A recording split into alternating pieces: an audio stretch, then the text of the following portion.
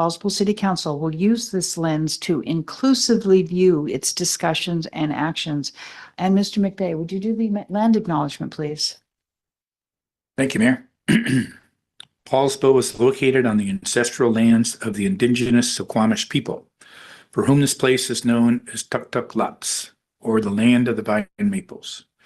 Every part of this soil, this is a quote from Chief Seattle in 1854. Every part of this soil is sacred in the estimation of my people. Every hillside, every valley, every plain and grove has been hallowed by some sad or happy event in days long vanished. Now, would you stand as you are able for the Pledge of Allegiance? I pledge allegiance to the flag of the United States of America and to the republic for which it stands, one nation, under God, indivisible, with liberty and justice for all. The next thing on our agenda is to review and approve the agenda. And as far as I know, there are no changes and I accept a motion for approving the agenda as presented. Motion to approve the agenda as presented. Second. We have a motion, a second. Ms. Crowe. Crowe, aye. Stern, aye. Eckert, aye. McVeigh, aye. Lived aye. Mr. Tabor. Tabor, aye. Thank you very much. Now we are moving on to public comment. If you have comment for the city council, please step to the podium. You have 3 minutes and state your name for the record. Public comment.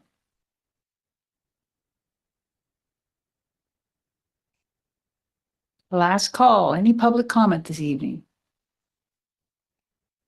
Hearing and seeing none, we're moving on to the mayor's reports and council comments.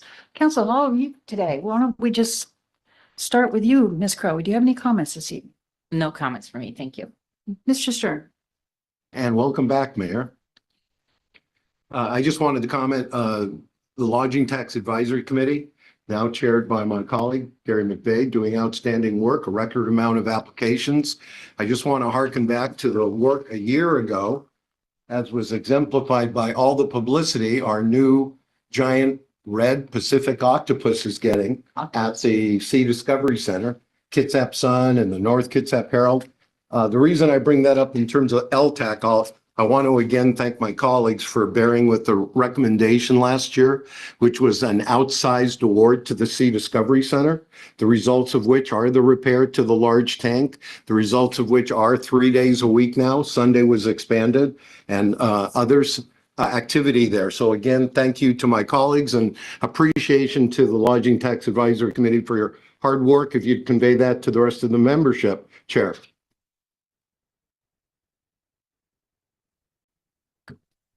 Good evening.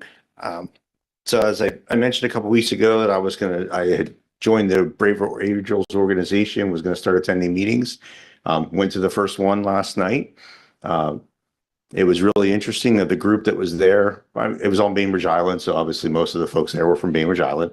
But there were folks from Bainbridge Island, Poulsbo, Quilcene, Port Townsend, even someone from Whidbey Island. So great group. Very appropriate. The conversation topic for the evening was about political violence. Some very, very in-depth conversation for 2 hours about it. What is it? How can we address it? What can we talk about? And, how can we help, combat it? The thing that I personally felt the most strong about is that the best way to combat it is to model the behavior that we want to see, particularly those of us that are elected.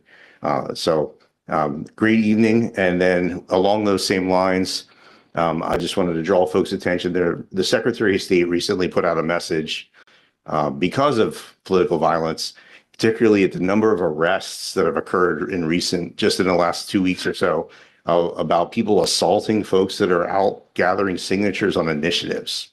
That is a gross misdemeanor. And the Secretary of State and the Attorney General have put statements out reminding folks that it is illegal to interfere with initiative gatherers. So it's bad enough that they're making public statements. So just remember, that's just like voting. So if you don't agree with it, please move on, leave those folks alone. And, again, assaulting an initiative gatherer is violence. It's also against the law. So that's all I have. Thank you. Mr. McVeigh? Thank you, Mayor. Good evening, everyone.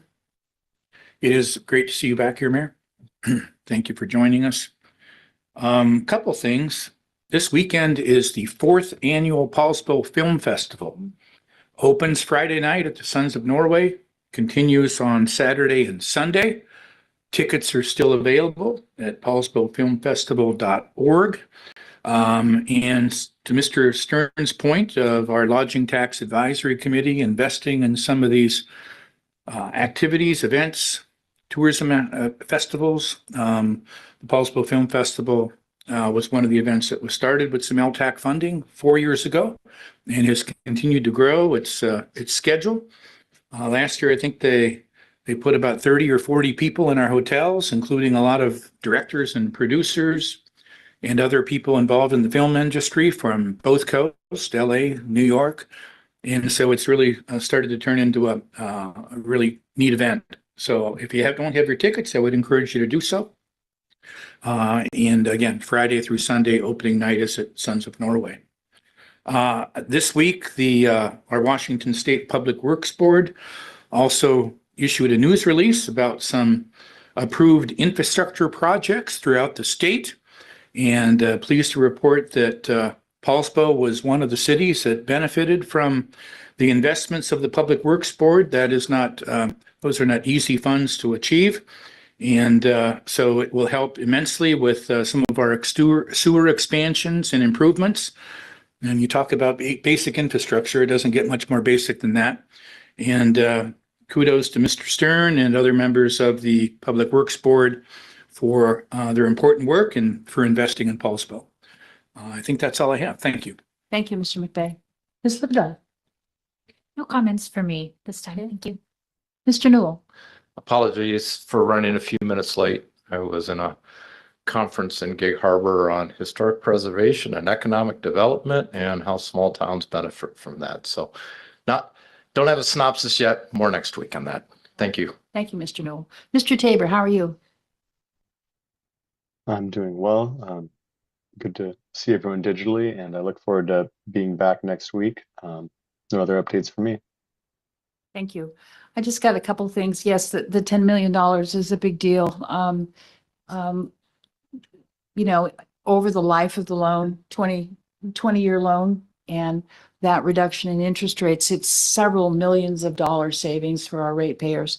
So thank you, Mr. Stern. I know you worked real hard on that. So I really appreciate it. I'm sorry to see the trees go in the park. That was really sad. And, I'm a great tree lover. I like to keep all the trees, but I don't like to have trees that fall on people's heads. Bad news. In fact, I just had a couple trees on my property removed for the very same reason. I was very worried about my neighbors. So winter's coming, and so those things need to be taken care of. Everybody loves trees, but not trees that hurt people. So it had to be done.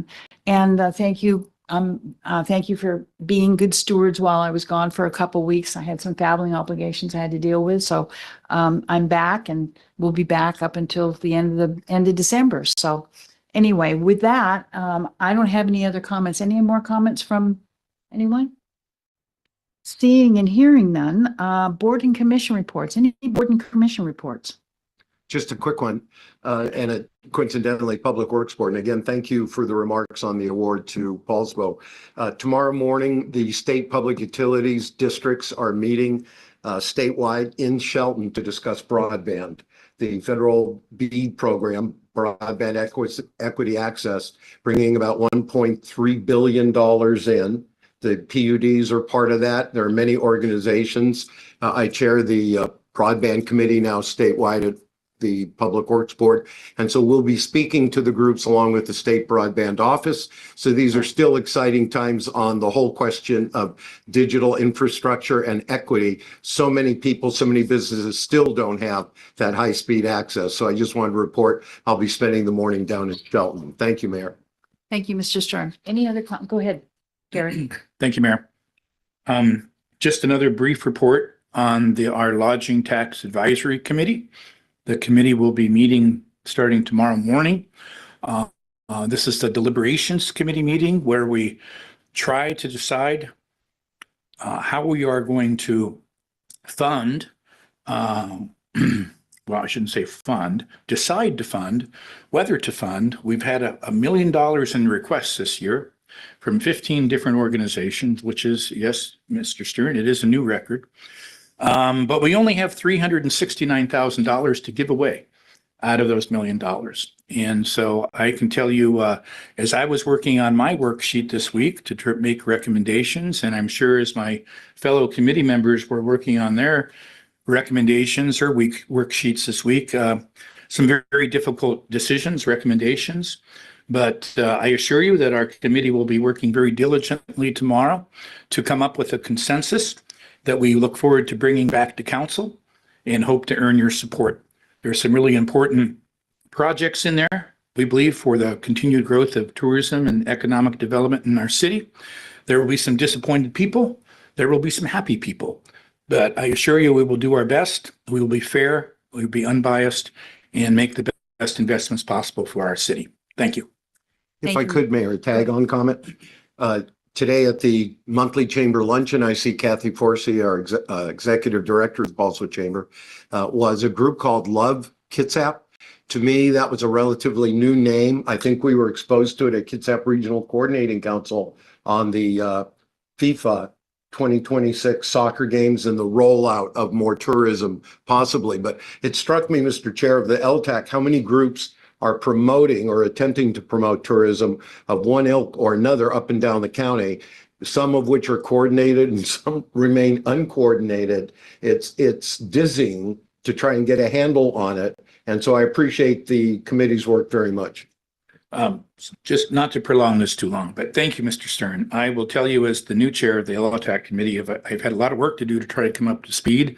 You're right. There are a growing number of tourism organizations that seek to contribute to the economic development of the county and seek LTAC funds, not just from us, but from other jurisdictions and Kitsap County.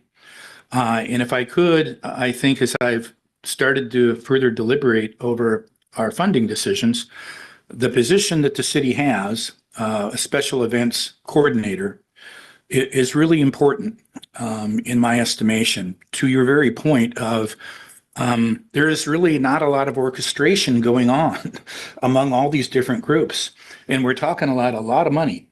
I would tell you that just this year alone, we got 6 different applications for videography, for different videographers to take video footage and still photography of different events in Poulsbo to use for marketing. And that's just one example of some of the duplication that we get in these applications. So I'm really committed to trying to keep that special event coordinator position. I think we could even continue to elevate that position and what it does, and even further coordinate the activities that are occurring across the city and to some extent across the peninsula, because there are a lot of partnerships involved and that need to be involved. Thanks. Go ahead, Mr. Eckert. Yeah, along those lines, Gary. So I just recently shared with City Administrator Rob the pre-work that I've done for the Creative District, and one of the sticking points that had kind of kept me from moving forward on it up till now is you have to have someone to administer it.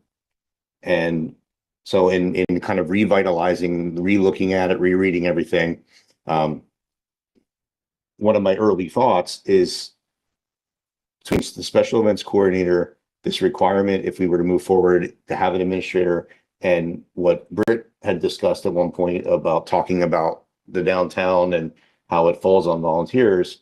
I saw kind of an effort to combine efforts and not duplicate things and in that area. And so I think the conversation that Britt asked that we have at some point about the future of the downtown, not the infrastructure future, which we've already talked about a lot and will again, but the tourism visitor, I think that that's a conversation we really should have soon, because I think some of what you're talking about, we could possibly address in that. So Good. All right, any other comments? Okay, seeing and hearing none, we're gonna move on to the city administrator and department head comments. Mr. Gelder, how are you? I'm doing well. Good evening, council members and Madam Mayor. Just wanted to start off by congratulating Councilmember Crowe. We did receive notification that she too has received her CML or Certified Municipal Leader credentials. So congratulations. We'll try to arrange another time where we can make it a little bit ceremonial. But with that, just to let you know, I did allude to some concerns about coverage for public defense at last week's council meeting. I will have a meeting tomorrow afternoon with the county Office of Public Defense, so I will keep you apprised of how that goes.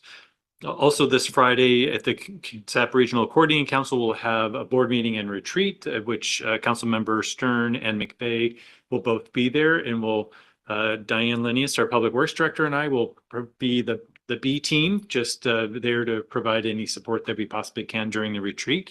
But basically, we're given 10 minutes to provide sort of a high-level overview of what's happening in the city. So that'll be a great opportunity to share with our fellow cities in the county. Also on Thursday, the 30th of October, the Association of Washington Cities will be hosting its district meeting for District 12 here in the council chambers, which will be awesome.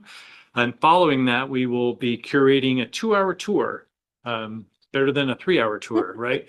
Of the city of Poulsbo for both Amy Howard, who is the district representative, as well as Deanna, who is the ED for AWC. And they really want to have an opportunity to understand what's happening. So, you know, it's the roundabout Johnson Parkway, it's all those things, it's Nordic Cottages, really an opportunity to highlight what's happening in the city for our folks at AWC. Next Tuesday, the 14th, Diane Linnaeus, who is our Public Works Director, will be participating in the Oahu MPO, or the Metropolitan Planning Organization tour. They reached out several months ago. Roger Millar, who's a former transportation secretary, is doing a consulting stint with them, and they're coming here to really review opportunities for coordinated efforts in public works. So Diane will be on the tour bus, to tell them all about our roundabout project in the Parkway. So it'll be a great opportunity to show off again. Talking about emergency management, there's a lot of activity happening, and your various departments will be participating in the great shakeout over the next couple of weeks. We won't all be doing it at the same time. We're going to do it by department, but it's a great opportunity to learn and dust off some of those skills. Let's see. And next, just to let you know that I will be following up on it's that time to develop the 2026 legislative agenda. And hopefully with the goal of having that wrapped up or pulled together by the time, say, of the KRCC legislative reception on the 13th of November. Because we are in the second year of the biennium, there's probably not a lot of changes because there was only so much movement on the legislative front, but we'll keep an eye out for that. We'll be continuing to dust it off and bring it back to council.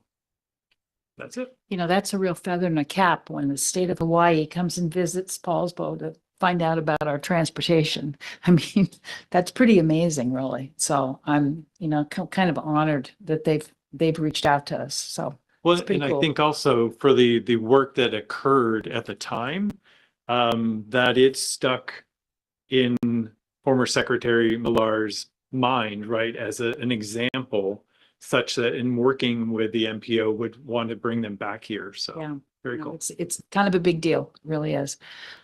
Okay, who's up next? Don't all speak at once. We're friendly up here, okay? Council and Mayor, I just wanted to bring an update and clarify a few points regarding the camera, the stop sign camera on 305 and Bond.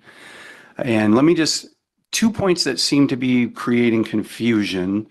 The camera covers northbound traffic all lanes of 305 at Bond. The right turn seems to be the biggest contention. Folks have a misunderstanding about their ability to turn on a red at that location. We did not change the law. So you can still turn on red. That's governed by RCW 4661-055. You just have to stop. Make sure there's no traffic or pedestrians, and then you can execute a turn safely. Another thing that You I have think to follow the law, right? it's You the go law. up, it's the law. You always stop. been that way. Okay. That's the law, and we didn't change it. We're just now, we have the ability to enforce that statute by camera 24/7. The other thing that's confusing is folks, and I understand this, but people are seeing the flash, and in everyone's mind, they think that means someone's getting a ticket. That's not necessarily true. The flash will occur with the cycle of the light, but there are 2 levels of review for every flash that's taken. It's reviewed by Vera to see if there was a violation. If they're not sure, they send it on to us and we review it. So a flash doesn't mean someone's getting a ticket. It just means that an event was captured, and that's it. We posted this on our Facebook page. We'll continue to try. Whenever you create a new program, it causes confusion. We're trying to figure out the gaps, and we'll fill those in as we can. And we're always also available for calls. So we're happy to talk to anyone about this if that would help. Do you have any numbers yet, Ron? We Chief? do.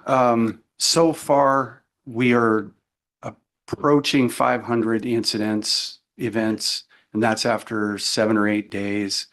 Anecdotally, we are seeing the light turn red, and 3 seconds after it's red, in one example, a car went through the intersection at over 50 miles an hour.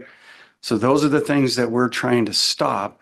The camera gives us the ability to be there even when we can't be there. So it is safety oriented. There's a lot of crashes that have occurred in the past at that intersection. Mr. McVeigh, go ahead. Thanks, Mayor. So Chief, just for clarification, that the camera is operational and we are still in the grace period. No one is being issued tickets, but when does the grace period end? October 30th will be the end of the warnings. Okay. And those warnings should, by early next week, be going out. People will be getting them in the mail, just like you would receive a cite, except it will clearly say this is a warning. Okay. And then when do we actually start issuing tickets people have to pay for? 31st. The 31st. Happy Halloween. Okay. Okay. Okay. All right. Mr. Thank you very much. Mr. Eckert. Yeah, thanks, Chief. Because I've been hearing a lot of grumbling about that, and also the other grumbling is that we're just doing this to make money. But I think just that number alone shows the level of unsafe behavior in that intersection that we need to try to do something about. So please, folks, understand this is to make things safer and stop injuries and save lives. It's not about money. We don't want people to get the tickets. We want people to follow the laws. So, follow the laws and you get no tickets. That's the best way to do it. But the other thing is I lost track of how many people were posting on Facebook about how many flashes they counted. Folks, focus on the road, not on the camera and how many times it's flashing. Because the goal of this is not to suddenly have people staring at that camera and not the road. So I get if you're stopped maybe, but please keep your eyes on the road and let the camera do its job. It doesn't need to be watched. Thank you. Mr. Stern. Thank you, Mayor. So I'm looking ahead to next year and wondering about budget impacts, and I'll draw together some remarks. City Administrator Gelder addressed us already last week, Mayor, and again tonight on the whole question of public defender in regards to the higher standards that have been adopted out of Olympia as far as caseload and coverage. I'm sensitive to that. We just have to report from the police chief on the implementation of not only the camera he's describing, but up on Knoll Road by the Poulsbo Elementary School and on North Viking. And then I'm thinking about caseload and docket at the courts in general. When do we begin to stitch together and understand if we might have a bit of a bow wave of additional activity? And if we need to be looking at budget pressure in relation to that. Is that not till midpoint next year, or maybe I turn to Rob Gelder on that? It's a great question and one that we will definitely be monitoring. As you know, I mean, it takes a little while for things to get into place, but the council already did make, they created a position or approved a position already for an additional clerk in the courts. So I think there is capacity there, and we'll continue the conversations with the leadership within the Poulsbo Municipal Court to see when we get to the tipping point. I'm just amazed at the conversations on social media regarding the cameras. I mean, this is, just don't break the law. Just don't do it. This is really self-descriptive, right? You can do something about this. And, people say, if there's a fender bender up on that intersection, and I don't know how many accidents a week we have up there, but it ties up our cops, sometimes many as 2 or 3 of our police officers, as they deal with even non-injury accidents, filling out forms for the insurance companies and doing all those. It takes our law enforcement off the street, doing real patrol work, helping our citizens, when just because people want to get someplace 2 minutes faster. So please, please, if you just don't run the lights, if you follow the law, you go the speed, you're going to be fine. That's all we're asking. And the idea that this is a revenue driver, that's not why we're doing it, especially at that intersection. That intersection has gotten crazy. I think we've all sat there and watched people just zip through it, running red lights like crazy. I know I've seen it. So I thank you, Chief. I'd like a couple more, because I think we need one on Lincoln too. It's pretty bad. And I would like to see to continue it. Continue the program. So any more questions for Chief Harding? Okay, who's next? Don't all go at once. Go ahead. All right. Good evening, Mayor. Good evening, Council. Good evening, community members. Just a few updates to the South End project at Waterfront Park. We did receive an arborist report about that, and what Mike Lund, our Public Works Superintendent, briefed council on last week, was confirmed that those trees for London Plains had to come down. There was nothing holding them up. It was severe root impact. So those came down under controlled circumstances after that first one fell. So it wouldn't fall onto a picnic table, God forbid, full of children at any time. What's happening right now is our tree board is meeting next week, and they have been tasked to come up with recommendations for a native, climate-resistant, non-infrastructure impacting trees that could be there that also provide canopy and shade. And then our pollinator team, we have a subcommittee of about 18 to 20 community members, meets tomorrow to go over planting plans for the pollinator program. And the South End is one of those areas. So we're expecting to see a lot of habitat for pollinators, structure and beauty. So there is some opportunity here too to really improve that area, given the circumstances of those trees coming down.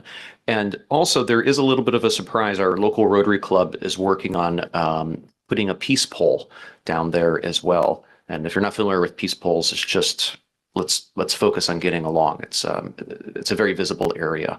And that's a community project that they are teeing up.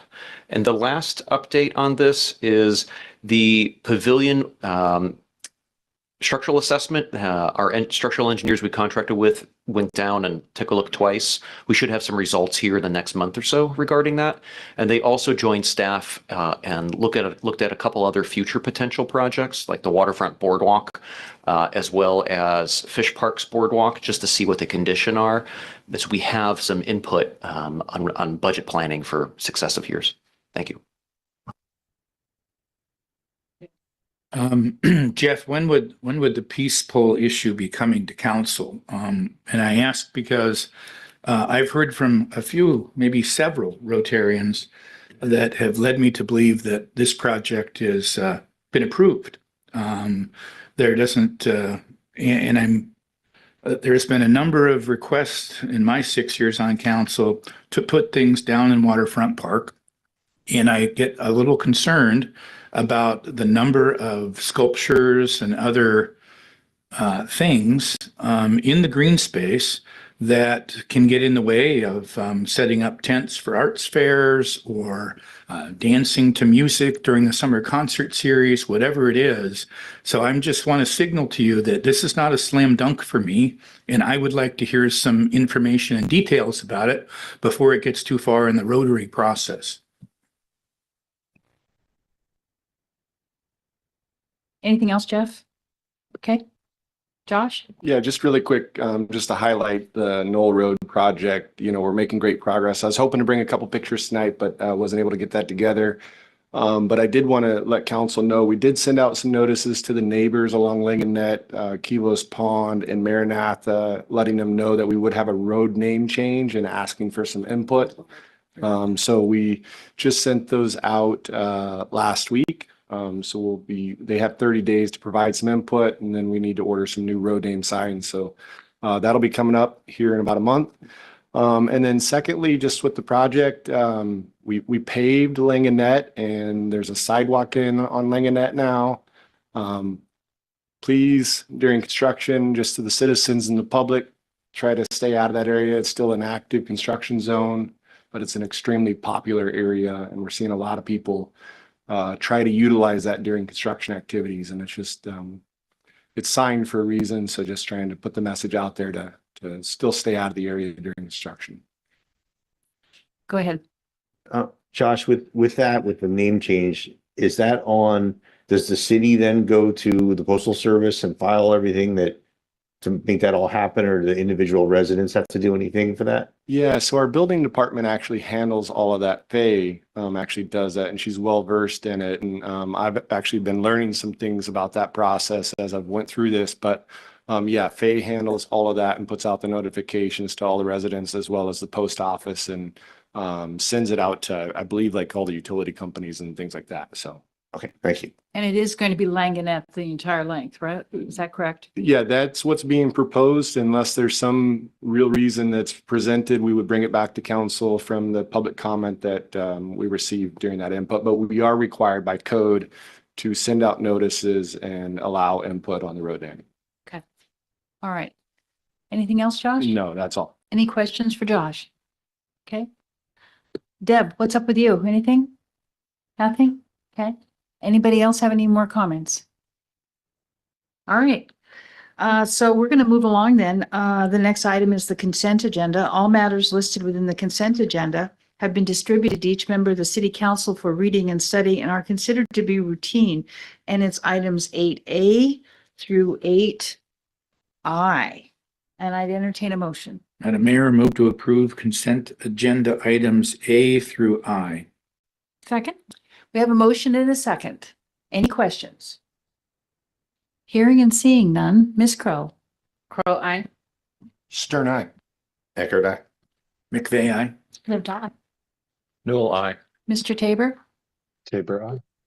Thank you. And now we're moving on to the business agenda, which is the Rob Park Play for All project acceptance. Jeff?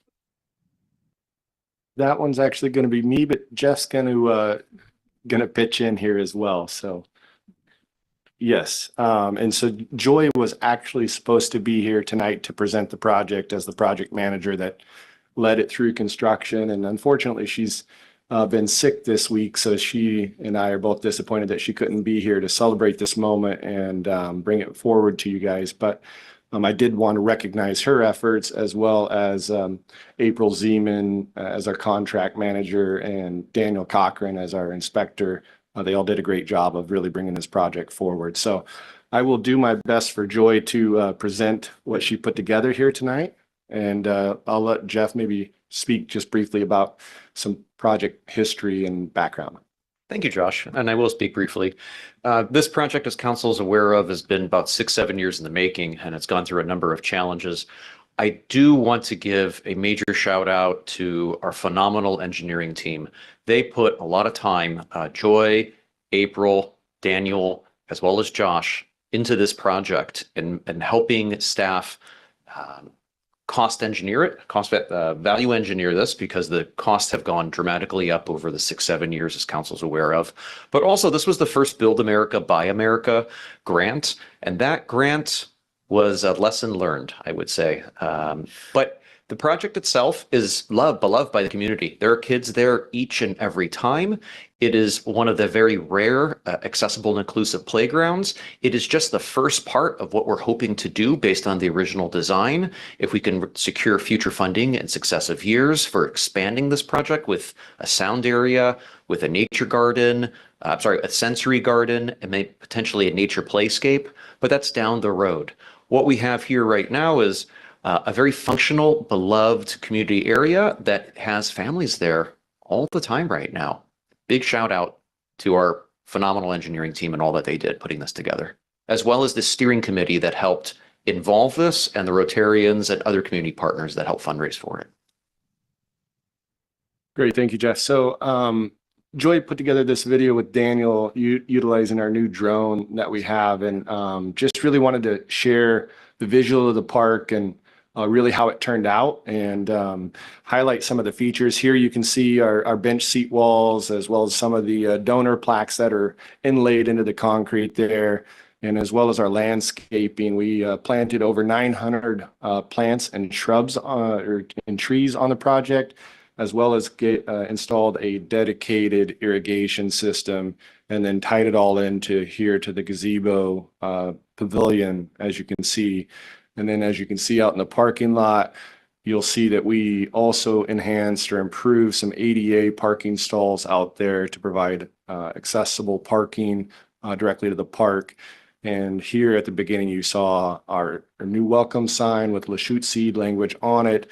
And right there in the concrete, you also see some deer prints that we inlaid into the concrete as well. So it was just a really exciting project with a lot of different play features that are fully accessible and serving all users of all ages.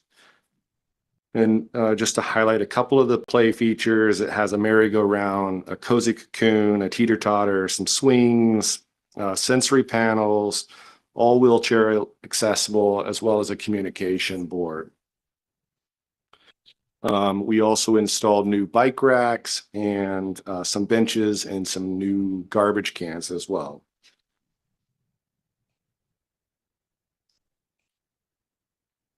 So just to show some of the progress photos and just briefly talk about a couple of the challenges. Jeff mentioned cost increases. That was definitely the initial challenge that we ran into. The play equipment definitely had a long lead time. So that was something that we dealt with and coordinated with our contractor, and the contractor was great with helping us with that. The time of the year that we started the project, we had some trouble getting some of the plants, as well as getting the plants in due to the freeze thaw cycle and making sure that those plants would survive. And then unfortunately, about a third of the way into the construction project, our two primary contractors that were on site every day, they got into a motorcycle accident. And so they were healing and recovering from that. And so we lost them. And so two other guys from the contracting firm stepped in and did a great job of picking up the pieces and keeping it moving forward. So just to talk a little bit about the budget, this is the exciting stuff. So the original starting project budget, we had just under $1.6 million. And as Jeff said, we were able to find some ways to save some money. And we were able to come in under budget by just a little over $300,000. Our original contract with the contractor was just under $1.2 million. And we had some cost savings change orders. And so that's why you'll see the change orders there as a negative value of $141,000 that we worked to change order and save some money on the project. And so our total construction cost was just over $1 million. We started construction back in August of 24, worked through the winter slowly, and had our physical completion on May 9th of 25. These are just a couple pictures to highlight really that groundbreaking ceremony back in August, as well as the ribbon cutting ceremony in May celebration for the opening of the park. So with that, I would entertain any questions, and I've got a sample motion up on the screen for you. Okay, great presentation. Thanks, Josh. I'm sorry Joy couldn't be here. Yeah, It's thank too you. bad. Mr. Stern, go ahead. So excited about this project. Look forward to the motion we're about to entertain. I do want to expand on what Josh just shared, the section on unique challenges and problems that we encountered. And that's from an internal city standpoint. And I want to acknowledge the tremendous value engineering that Jeff and others within his staff did on the project scope, not once, not twice, but 3 times, as the project was spinning rapidly up in cost due to all kinds of factors, including inflation we couldn't control in the post-COVID period. What I want to speak to, Mayor, briefly is our unique partnership with NGOs, non-government organizations. A number of us in this room are members of the Poulsbo Rotary Club. And I'm going to take off my Rotary hat for a moment and again share what doesn't need reminding to my colleagues, that this project came very close to high centering as costs came in enormously higher. And the project, it wasn't orphaned by the club, but those who had championed it in the club had moved on. It had gone through a succession of new presidents who had their own priorities. Other projects had been adopted and were being pursued. And this project inadvertently fell into the rearview mirror as an assumption. And that was very dangerous. I know that under your encouragement, Mayor, Council voted to appropriate more than a few $100,000 to salvage this project.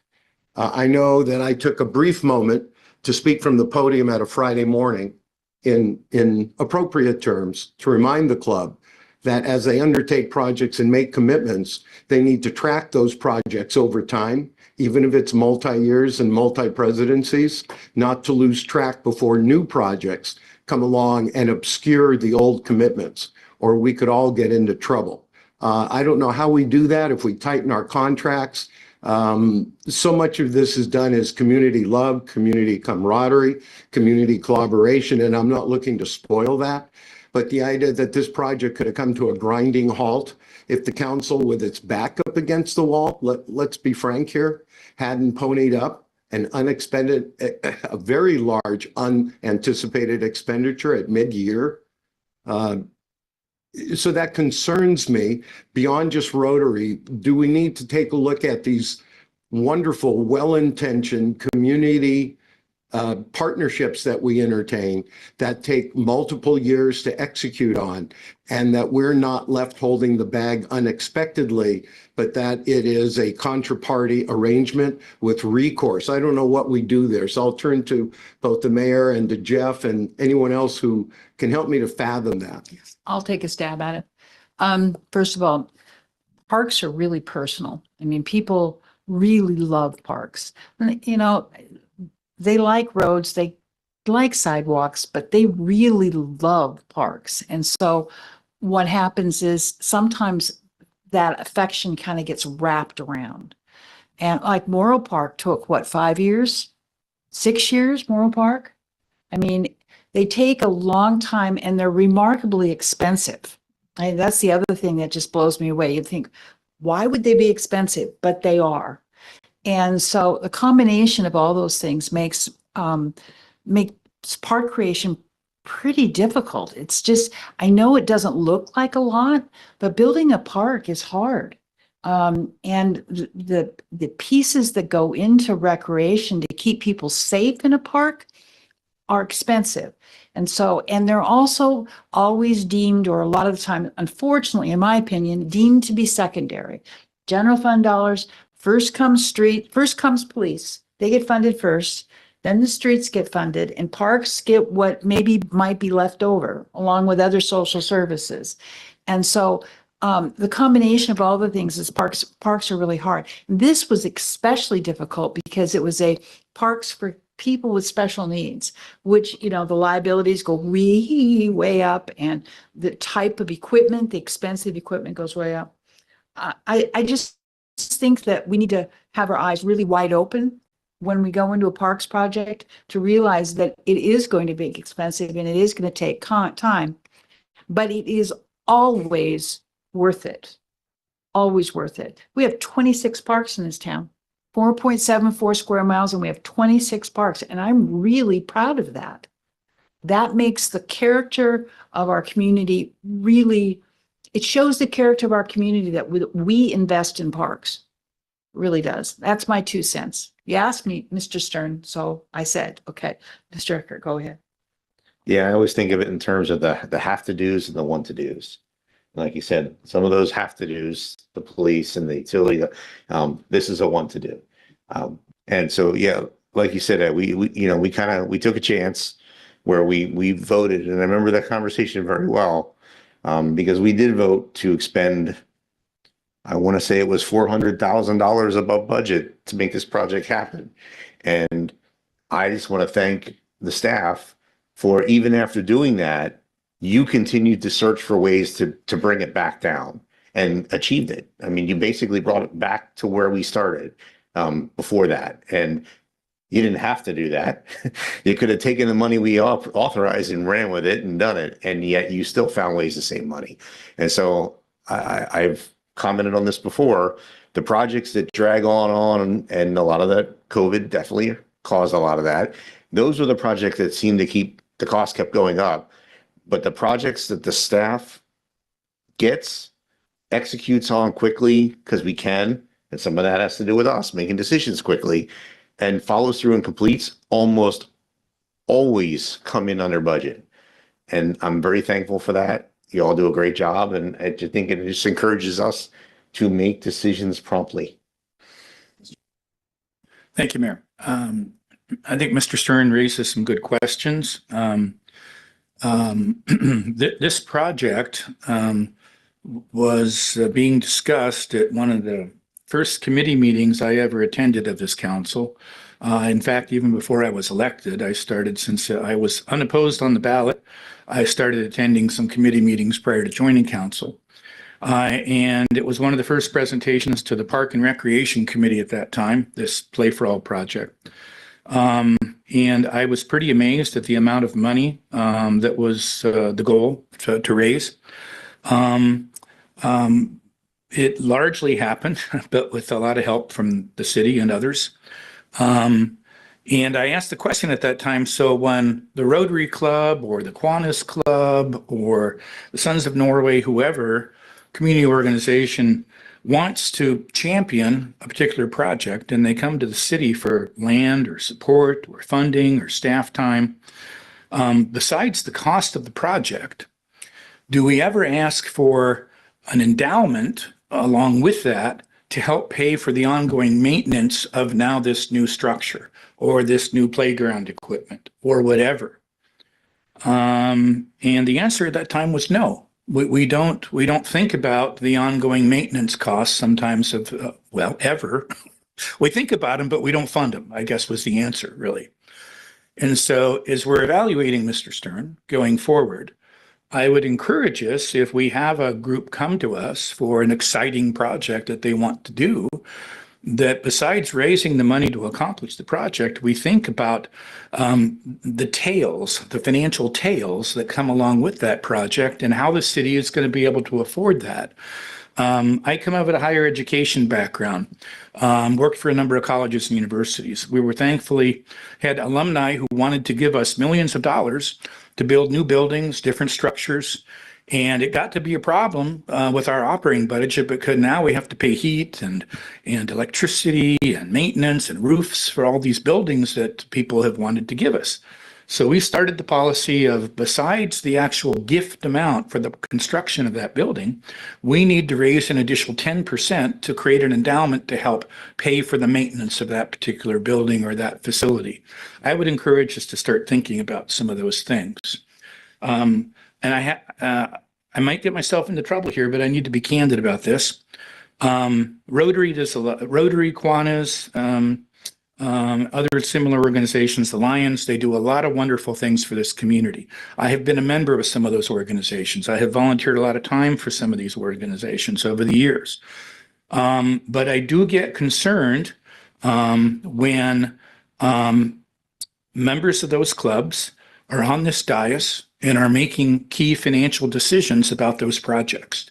We have potential for conflict of interest. We have potential for questioned loyalties.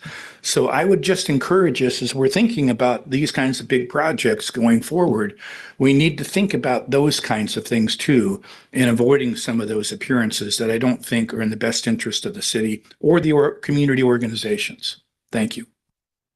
Ms. Livedall? I think these are all really good points. I'd just like to add that all of these projects have to come before this governing body. And I think that's why it's just important that when we are presented with ideas from any of these philanthropic organizations, that we really assess how it fits into our broader values and goals for the city. And we have those pretty well outlined, I think, in a number of different places. But, I think ultimately we're the policy and decision makers. And I think Play for All went ahead despite the challenges because it fits into our values. And we wanted to provide something for our community that was for everyone. That was really important. And it was worth spending the money to stick to those values. So I think that's just always needs to be kind of at the forefront. We say it at the beginning of our agenda, which lens we look through, and parks and special projects, it's all part of that. Yeah, no, Gary, I think you make a very good point. Sometimes good intentions have unintended consequences. And sitting here wearing my VFW shirt, and I'm thinking I just proposed last month, we need to start thinking about painting the anchor for next year. And now the folks realize that, but the anchor was something that was a donated art piece in the park, and every other year we go down and strip it and repaint it and get it ready for the kids and Viking Fest and Memorial Day. So we maintain that through volunteer effort, but as we take these projects, big and small, groups either have to commit to continue to support them after they're in, or like you said, maybe we add extra funds so that the city can do it without, we kind of love ourselves into a hole. So no, I think that's a good point, because I'm going to keep talking about art and creative district, and that could come with some of these things. So I thank you for bringing that up. Okay. You want to put the motion back up on the screen, and I'd be happy to make a motion for acceptance.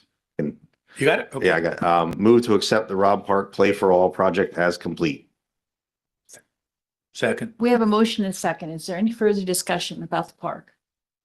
I think it's beautiful. Okay. Ms. Crowe. Crow, aye. Stern eye. Eckert, aye. McVeigh, aye. Livedall, aye. No, I. Mr. Tabor. Favor aye. Thank you, council. Now, it's time for a break, and it is 5:53. You want to get back at 5 after 6, or do you 5 after 6?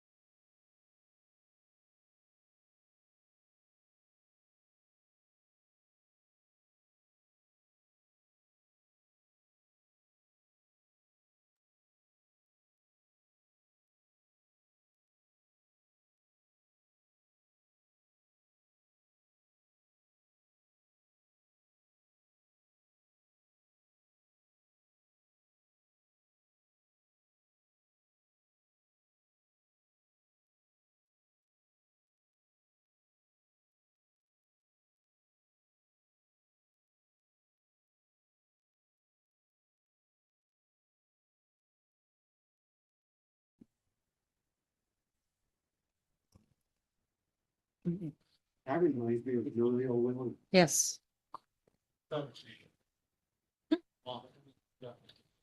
Okay, it's 6:05. We're going to go ahead and reconvene. And if you would kind of bear with me a little bit, I'd like to move item 10B up and do the release of the concomitant agreement workshop first. And Edie, can you want to come on up? I know Dean's here. Dean Nail is here from Housing Kitsap. He lives way the heck again. I'd like to get him out of here at a decent hour. So if you don't mind, can we do item 10B first?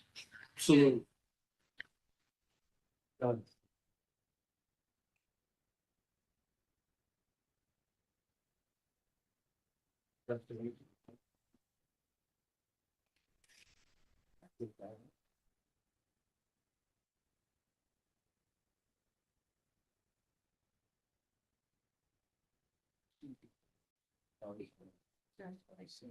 You owe me.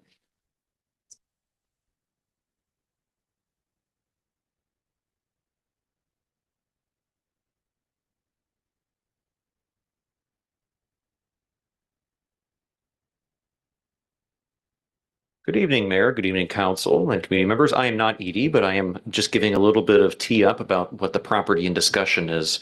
So I'll be brief here. There's only 3 slides. This is the 4th Avenue property for potential parkland acquisition, but there's a couple steps that need to happen before this. Edie will be going over that. This land is the 4.1 acres you see in teal is what's being discussed. That's the full property. The proposal that's going to come forth later on is actually going to be a smaller version of that, not the full property. It might be 3/4 or some such like that.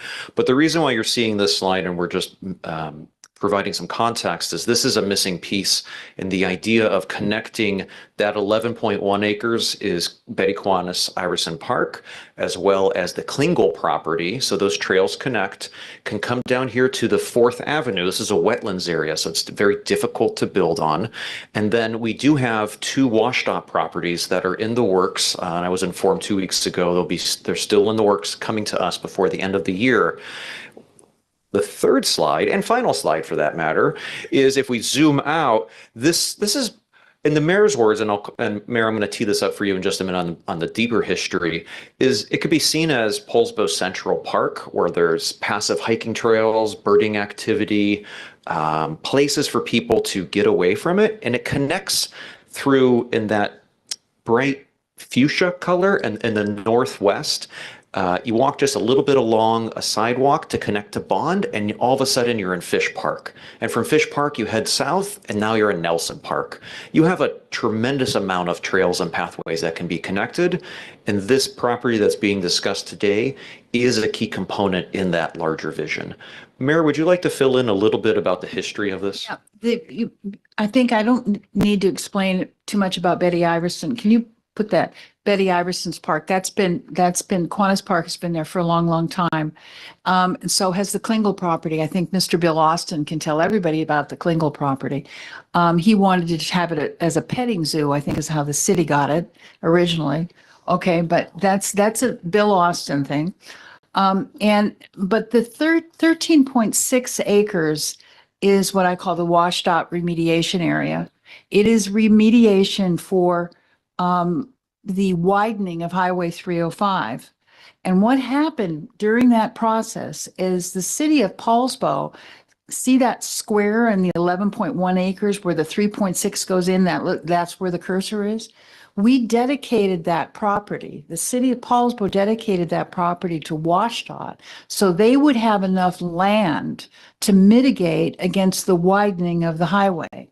Now, we did this on the condition that once the mitigation time period was over, the entire parcel would be granted back to the city for open space, green space, trails, etc. So I've been working for years with WashDOT to get that 13.6 acres back. They now finally acknowledge that they're supposed to give us this land back. So when you put all those pieces of property together, you have Poulsbo Central Park. Okay, it's this very large piece of property. It's environmentally encumbered. The only thing we can really do with it is make trails and pathways and leave it green because it's full of wetlands and it's mitigation land. But the fact remains is there's some very, especially in the 13.6 acres up on the hill, there's some very, very large trees. This is tree preservation and green open space preservation. And it's Poulsbo Central Park. Okay, go, Mr. Eckert, go ahead. Yeah, I mean, you do the math, that's almost 30 acres in our less than 5 square miles. So, It's a lot. I mean, all the folks that say we're killing all the trees and paving the whole city, I mean, that's 30 acres of trees. So just point that out. And I mean, I don't object to a petting zoo, but That's, I think that, I don't know, maybe Mr. Stern remembers. Isn't that why we got the Klingel property? It was, Bill Austin wanted it as a petting zoo, didn't he? Or something. Yeah, and it goes back to the end of Mayor Mitchison's term. At that time, the mitigation is quite correct. It's come together in odd pieces over time. At one point, we were going to create Mitchison Park. Right. But then we backed off of that from cost and constraints. But if this is envisioned as a passive park, is that what I'm hearing, Jeff and Mayor? Yeah, it's really all it can be as a passive park. That works. And if you look at just the sheer size, we just own the blue right now. Yeah. That fuchsia is coming. That's already in the works. And so tonight, with the mayor's comments and Dean here and Edie going over, you'll hear a little bit about what's happening with this teal property. And I'll just go back to this first slide. It's the green highlights that, and tell me if I'm mistaken here, but it's the green highlights likely that will be discussed of potentially for a future parkland purchase, while the red will be a separate entity. And there's a cost savings with the higher value or lower value on that. Wait, Mr. McVeigh. Thank you, Mayor. So I just want to make sure I'm understand. I mean, this is wonderful. I understand where it's located. I understand the acreage, the potential for a passive park, but I just want to make sure this property is currently owned by Housing Kitsap, and they want. The 4.1 acres is owned by Housing Kitsap, and what we're here tonight at is that the finishing pieces of when Viking Crest condominiums were built, they didn't do a boundary line adjustment that they needed to. I'm getting out over my skis here, but they didn't do the separation. And part of the Viking Crest condominium is actually in the 4.1 acres. Okay. They didn't do the final pieces. The housing authority didn't. And so, you know, we're releasing the concomitant agreement tonight in order to do that separation, correct? Not correct? Yeah, this is what Okay, I'm out over my skis. talking about park acres. I understand all that, but I just want to make sure I'm understanding the legalities of all this.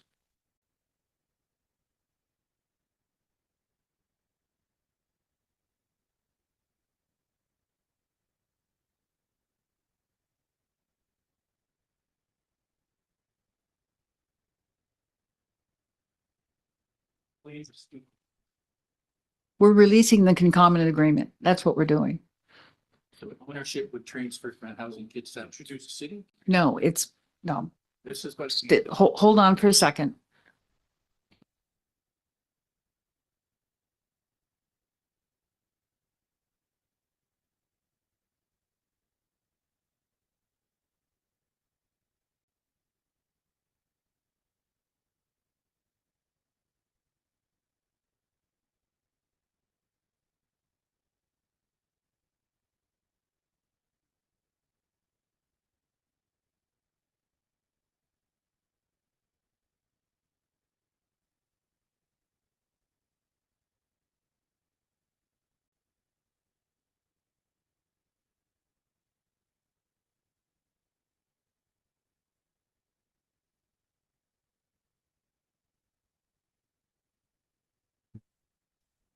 Doug Tabor, can you hear us? Okay, thank you. You caught us during a lull in conversation, so. Okay. So, sorry. I am Edie Berghoff. I am with the Planning Department, Planning and Economic Department now at the city. And while I appreciate all of the parks information that you've been given, this is kind of a two-step thing. I need to talk about the Terhune concomitant agreement and what we want to do with that. And future steps for council would be parks. So we're here tonight to discuss and consider release of the concomitant agreement. And there was an amendment to that concomitant agreement as well.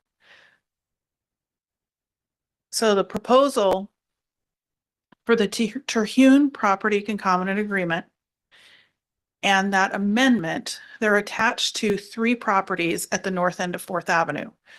The one that the planning or parks director was discussing, and the 2 properties that belong to Vikings Crest.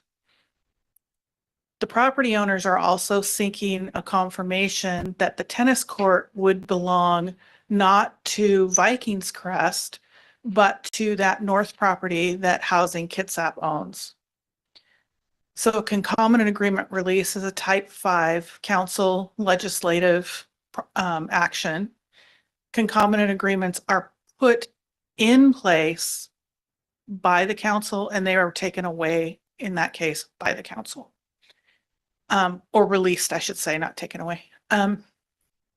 If released, any future development would fall under current city code at the time of any application that came in.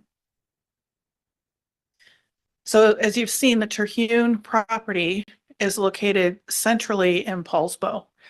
And as I indicated, it's the north end of 4th Avenue and includes Vikings Crest condominiums.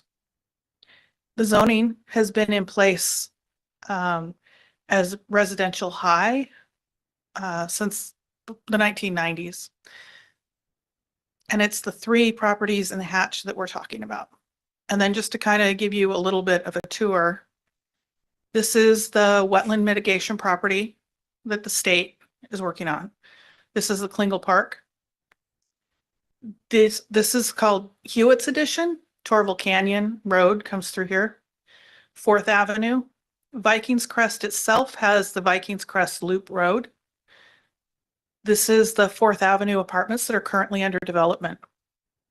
This particular property has access through Vikings Crest, and if and when it is developed, it would have that access available to it. These properties here along the right-hand side are all commercial, and they receive access from 7th Avenue. The area that Jeff was pointing out is in here. This is a parking lot, gravel parking lot that's overflow parking for Vikings Crest. This is the tennis court that was being talked about. This area here is pretty much at the same elevation as Vikings Crest, and the access to it is right here. And Vikings Crest would like to keep hold of that. There's also some utility infrastructure that is private and Vikings Crest own, and they would rather have it on their property rather than on an easement. So that kind of gives you the stage and kind of an idea of where we are. So that in 1976, a property developer was looking at purchasing the property and proposed doing 172 unit multifamily housing. So the property zoning at that time was for single family. The concomitant agreement was approved by council. The zoning became residential multiple family, and the ordinance 7622 was adopted. At the time, it was referred to as the Olympic Manor Apartments. And that was recorded in 1977. Edie, before you go too much further, can you go back to the map real quick? I know in the packet it talked about that there's foundations for some buildings. Yes. Is that in the area that you were just showing? So there is a foundation in this area, and there's a foundation over here.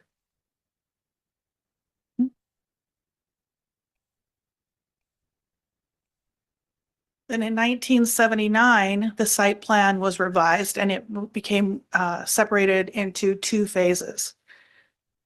And then in 1981, it was again redesigned and the concomitant agreement was determined it needed to be amended, and it was.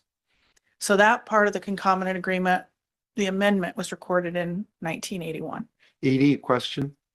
At the time of the concomitant agreement, 1981, in the briefest terms, what was the project being envisioned or proposed that was covered by the 1981 amendment? So it still was the 172 units with the amenities, which were a pool with a clubhouse and 2 tennis courts. So it was always that. What they modified was sometimes the locations exactly of the buildings, and they added phasing. So yes. So the 172 unit never got built. Is that correct? So 120 of this 172 did. There's 52 unbuilt units. Okay. And you, I think you said it was going to be called Olympic Manor. Is that what it's called? Yes, that Okay. was one of the names it went by. There were a few. Okay. And that's separate from Viking Crest condominiums. Separate from Vikings Crest. So as the units were, What Mayor was is built, saying- what was built was Viking Crest. what was built was Vikings Viking Crest. Crest, yeah. So they changed the name of it. The city doesn't do condominiums, right? So Thank you. one of the names. So the city records show that there's the 120 units, the clubhouse with a pool, and 1 tennis court that was constructed. There's 52 units that are not built and 1 tennis court that isn't built. And those could be built today. Somebody could walk in with a building permit and say, we'd like to build these units. That's how concomitant agreements work. Our building department might have some things to say, but ultimately that's the base of it. So they're considered a contract. The document is recorded on the property and it shows up in the title report for each of those 3 properties. So in order to convey property to a purchaser, that concomitant agreement, in order to have a clear title, and so somebody could do a development different than the remaining 52 units and tennis court, we need to release a concomitant agreement. So Poulsbo Municipal Code provides us 3 criteria that need to be met. And these 3 criteria are reviewed in the staff report beginning on page 10. There are findings for those 3 criteria recommended in the staff report. And so to conclude, the planning staff believes that the requested release of this Terhune property concomitant agreement and its amendment is consistent with the decision criteria, and we would recommend approval. Further, staff recommends that through the agreement release, the tennis court belong with the vacant property and not Vikings Crest. The condominium documents themselves identify the clubhouse and the pool. They do not mention the condominium owners having any ownership or responsibilities for that tennis court. Edie, didn't they already build the clubhouse and the pool though? That was part of Viking Crest. The clubhouse and pool do exist. Yes, what happened is Viking Crest was going to be much larger and called a different name. And if you go out to the property and look, you'll see big cement structures where they actually built the foundations for the additional buildings and then stopped and did not proceed forward. So they built 2/3 of the project, including the clubhouse and the pool. But then they did not complete it. Is that a fair assessment? Yes, Okay. Yeah, so a couple questions.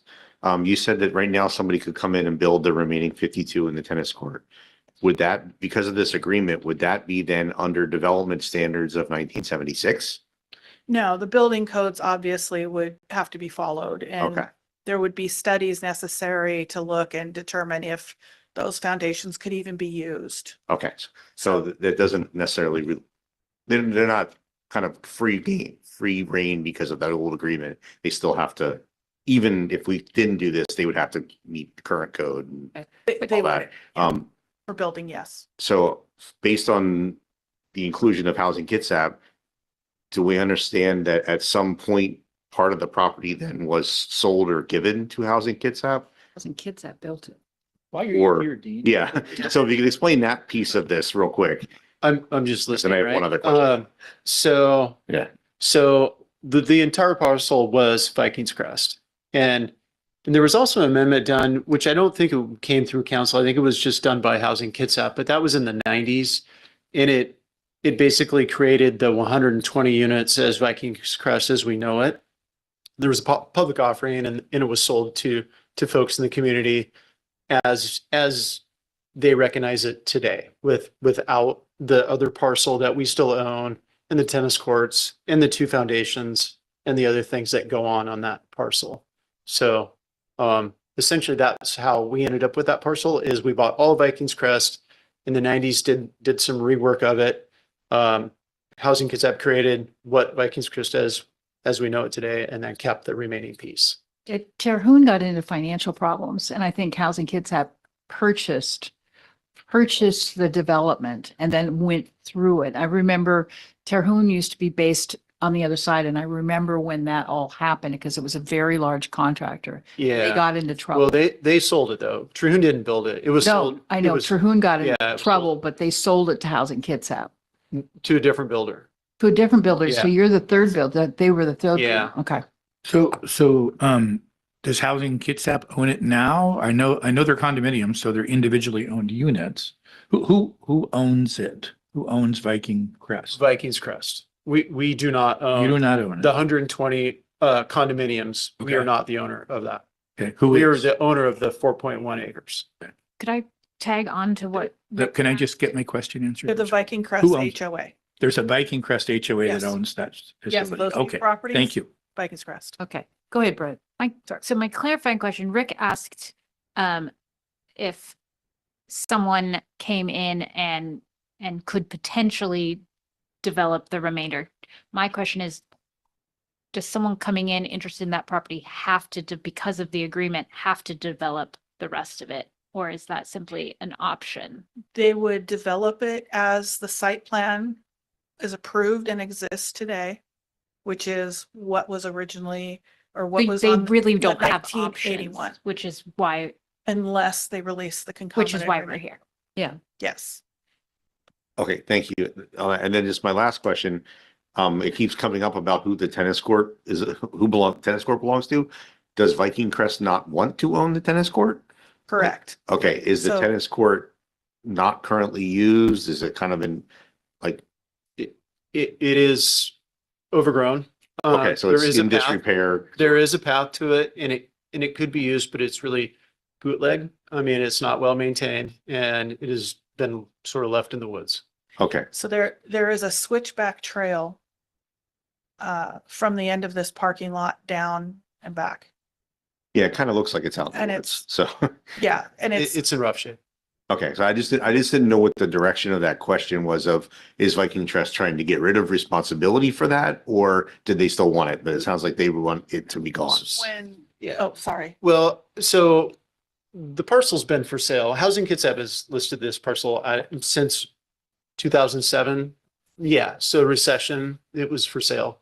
It hadn't sold. It's got challenges and it may have developable rights, but it would be probably impossible without spending more money that would be worth to try to get the foundations would have to come out. I don't think they would ever work, but to do the 52 units that are remaining on this parcel, it would be very, very challenging.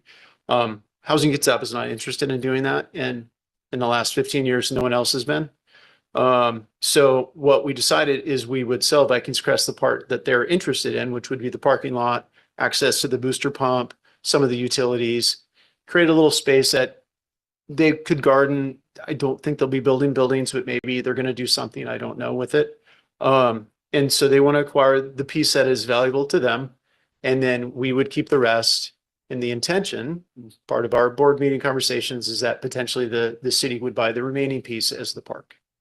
So that is really the nutshell of what we're trying to achieve. We want to release the agreement to be able to establish the boundary lines and then sell Vikings Crest, the piece that we're segregating, and potentially the city the rest. Okay, you, Pam? Go ahead. No? Well, the other thing I want to say real quickly, I'm not a builder, but if you go back and walk and look at this land, everything is buildable. It just depends on how much money you want to put into it. It's a cliff. It's a cliff. And I don't think it'd be honest to say it's unbuildable, but it would Right. be very, very difficult to do anything with this property. Okay, Britt, go ahead. And then Gary. Okay, so you said Housing Kids Up has had this listed for sale since 2007. On and off. So is it because Housing Kids Up doesn't believe the property to be worth an extraordinary amount of money that they haven't come before the city previously to have a release of the concomitant agreement? I guess, I mean, I understand why Well, now, but yeah. why not before? Well, so before we thought we could sell it to somebody that would be interested in developing it or whatever.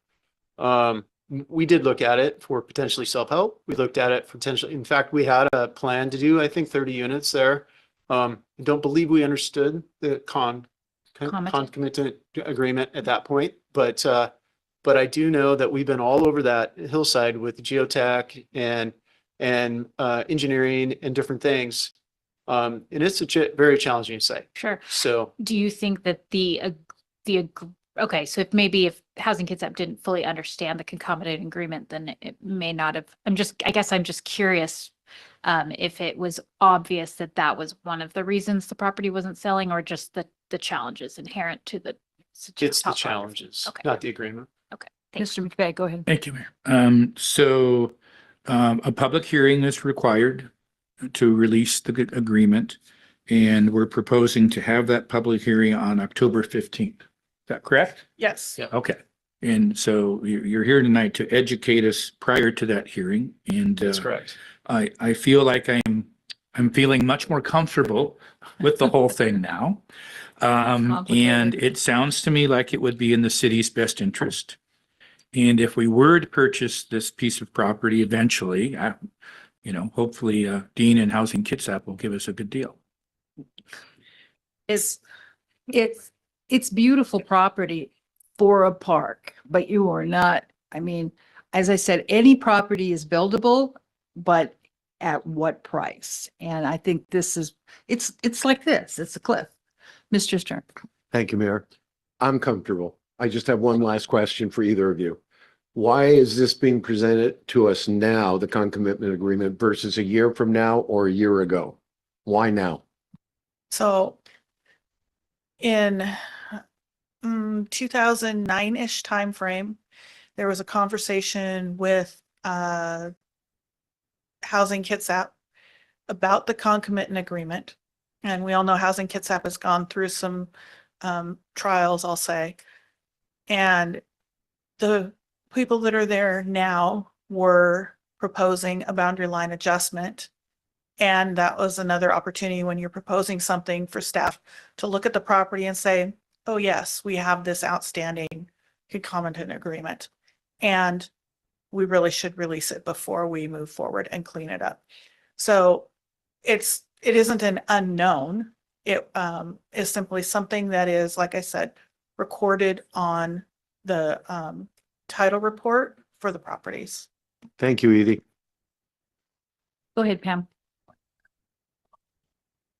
So I appreciate the thorough investigation and work that Housing Kitsap has clearly done to try to see about developing it for housing.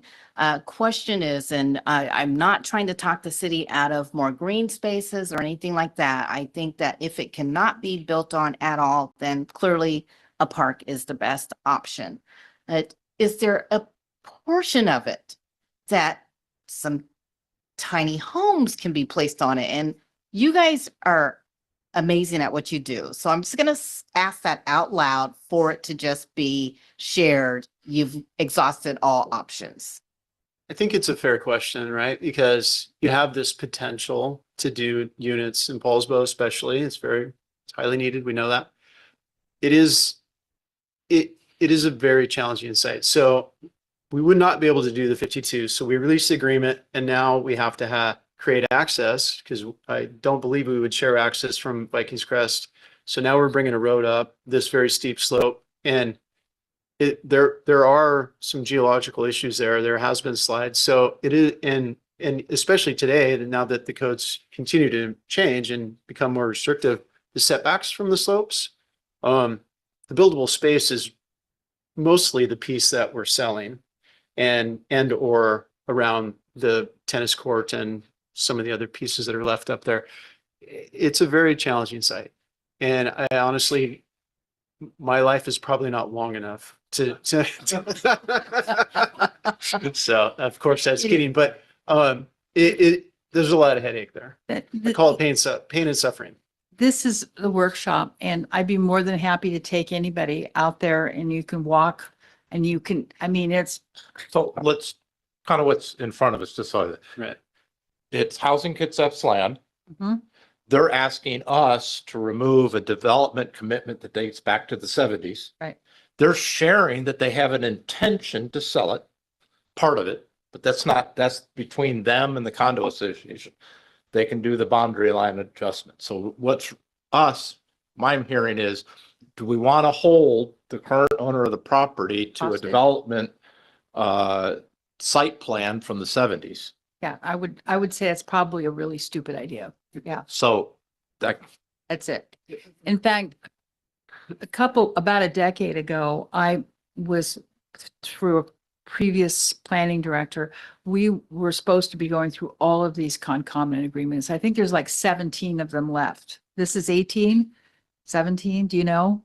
There's a few of them, yes. You know, and getting rid of all of these things, because it predates the modern zoning pieces, and they're sprinkled throughout our city. And what happens is they bite you every time they pop up. It's like, oh Lord, here we go again. So it would be really nice as a planning goal. And you're not the planning director, Edie, but I'll talk to Heather and Rob to go through these and get rid of them, because they're nasty. So Okay. it's just for a little understanding of these terms and stuff, but do we make things like concomitant agreements now and call them that? Or is it called a master plan or like something else? It's actually more like a development agreement. Okay. Concomitant agreements were pretty common statewide, and all sorts of jurisdictions have them. We did at one time look at maybe we can just bundle them all together and do it all at one time, but each one is very unique. Some of them will say sidewalk on the side of this road needs to be constructed. And we have to go through and look at them. All the city departments have to go through and look at it and say, is there anything left over that we need to look at? So we talked to the city attorney's office, and we could not do that all at one time. So we're on a one at a time. It's a huge body of work that would be facing us and future councils to get rid of these. So Edie, well done. Thank you. Council, do you have any more questions about this? Okay, so we'll bring it forward to the next meeting and get this taken care of. Thank you. Well done. Complicated subject. Well done. Thank you very much. Okay. We are going now to whatever the heck is next here. We are going to special events.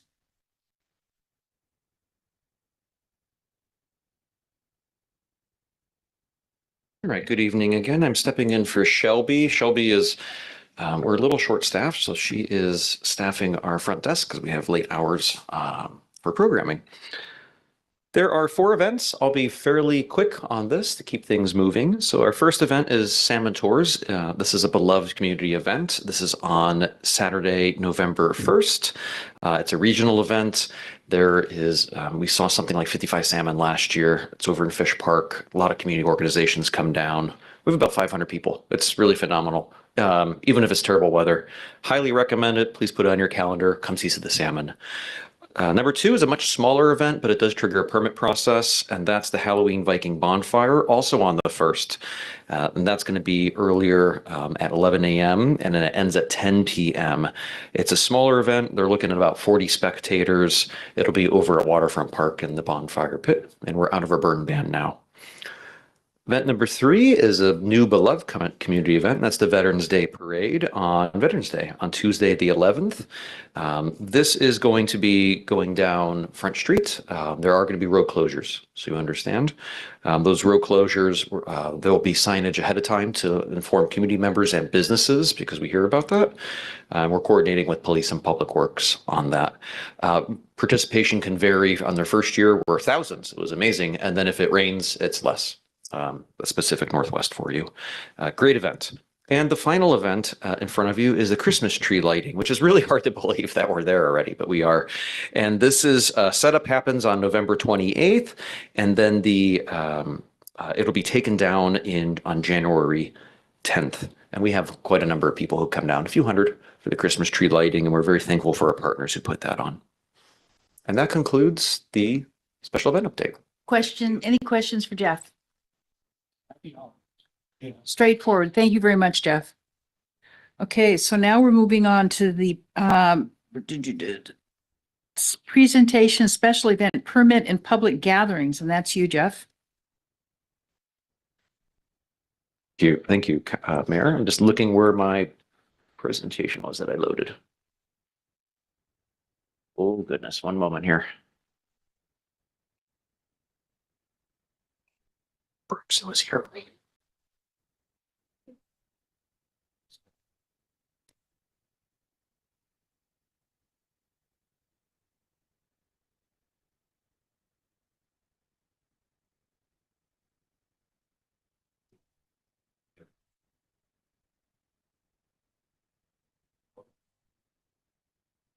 All right.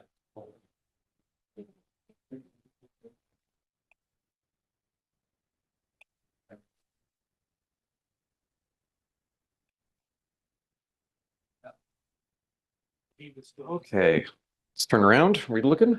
And we're also joined by our legal counsel. So Emily is online too, in case any questions come up. This is going to be an interactive presentation. So if you have questions, just ask. This is meant to inform council from the guidance that you have provided the staff. So we're coming back to you with some proposals. So let's start to keep things rolling here. So just a quick overview. We were directed to develop some recommendations on Waterfront Park. As you know, we have a temporary closure there. We're looking for guidance from today about how council would like to direct staff to move forward on this because we have event organizers asking about 26 and onwards. Also about how our process works with permits and how gatherings work too, public gatherings. Proposals are informed by quite a bit of market research that was done earlier in February, about 21, 22 other jurisdictions, about 18 months of city input between public works, police, and staff, and then discussions with our wonderful legal counsel. Changes are proposed to go in effect January 1st. So if we can get direction before the end of this year, that gives event organizers a full year to prepare. But again, council can provide different direction, but that's what we're putting forth in front of you. And just historical context, in 2021, we had 14 events. I know we came off of COVID. We're currently right around 40-ish. So there's a lot of time for events. First proposal for council's knowledge is to establish a seasonal schedule to regulate event usage at Waterfront Park. So what this looks like is there's a peak season and an off season. This is in close collaboration with Public Works. It would allow the park to rest and be maintained Tuesdays through Thursdays. It really doesn't affect too many events, to be frank. The exception here is the summer concert series and national night outs are the exceptions to that because they're on long-standing, but allows the grass to rest, it allows maintenance, irrigation, fertilizer, aeration, you name it, but for that turf to actually rest. The second part about this is that there would be an off season and everything is completely fine. We can have an event a day if that's the directive in the off season for this. What about Homecoming, I just saw that too. That would fall in October. And And that's usually during the week, the homecoming parade. And if it is there, the other part, and thank you, council member, is that there would be a little bit of a pressure release valve. So it may be that this is the peak season for events can't be Tuesday through Thursday unless an exception is made. But perhaps an organizer can come to council for authorization for that, or we can just grandfather those events in. The other part is one event per day. So you might remember that Placer AI demonstration where we peaked up and we had multiple events and we had a lot of complaints. It's just too much for the waterfront to have multiple events simultaneous. But again, if there were events, National Night Out and summer concerts overlap, and specifically, we can come to council and council could make a decision on that. What about the summer concerts? The summer concerts in this proposal would be exempt from the Tuesday through Thursday shutdown. Okay. So that would still be going on. And if there were two events the same day, organizers could come to council for authorization. The other things is the pavilion use would be unaffected during those times. So if someone wants to rent it to have a wedding, that's not affected. In programming, yoga in the park, we have that great veterans yoga project, that's not unaffected too. The last point is we do have some events that are multiple days that set up canopies on the grass and have that might be there for 1, 2, 3, 4 nights. So if there is an event that has multiple days in the park, it would be approximately a full week of rest is what Public Works recommends. So between the end of that event, ideally a full week before the next event comes on, give or take just a little.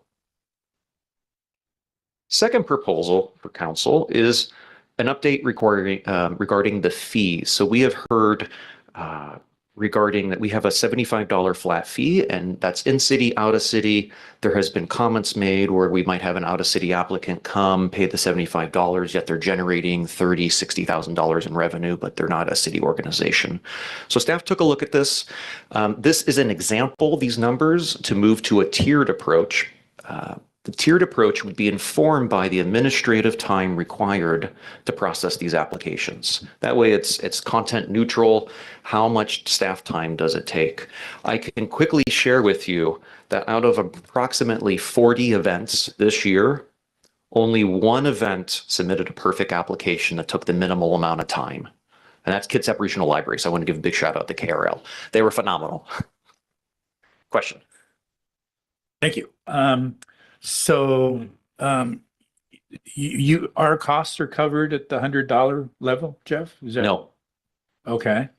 So this is an example right now. Oh, that's not the amount it's going to be. Correct. Oh, okay. I thought that was the recommended amount. I'm sorry. Ma'am, and I can fill in a little data for you. Okay. But while you're on the slide, one other point, if I could, the 500 to 1,000 and then 5,000 plus, that seems to like a pretty big range, the 500 to 5,000. Just we might want to consider, say, 500 to 2,500 and then 2,500 to 5,000. That was my first reaction. It's pretty big range. Thank you, council member.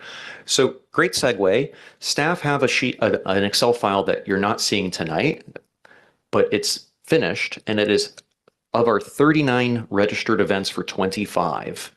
We know how much staff time it takes for administration for Parks and Rec, police, and Public Works. At a minimum for Parks and Rec, it's 5 hours of time. And I won't get into the details tonight, but there's emails, there's redactions, there's communications back and forth, there's this meeting as well. We also know how much time it takes for certain other events. It can range from 20 to 40 hours of staff time, which is very surprising, and also says that we should be able to simplify our app. Something's amiss, so we can simplify our application process. That's a different discussion. What we've been advised by our legal counsel is we should only be charging what the time is. It's not a revenue generating, it's making the city whole for this. And so This sheet, which I'm not sharing council tonight, does show us that certain events take more time than others. And if there is a trend that after events over 1,000 people take twice as much time, then our updated recommendation with those numbers will come to you. This is just to show you that we're proposing moving from a flat fee to a tiered system based on the time required and the size of that event, the impact of staff time. Questions before I move on?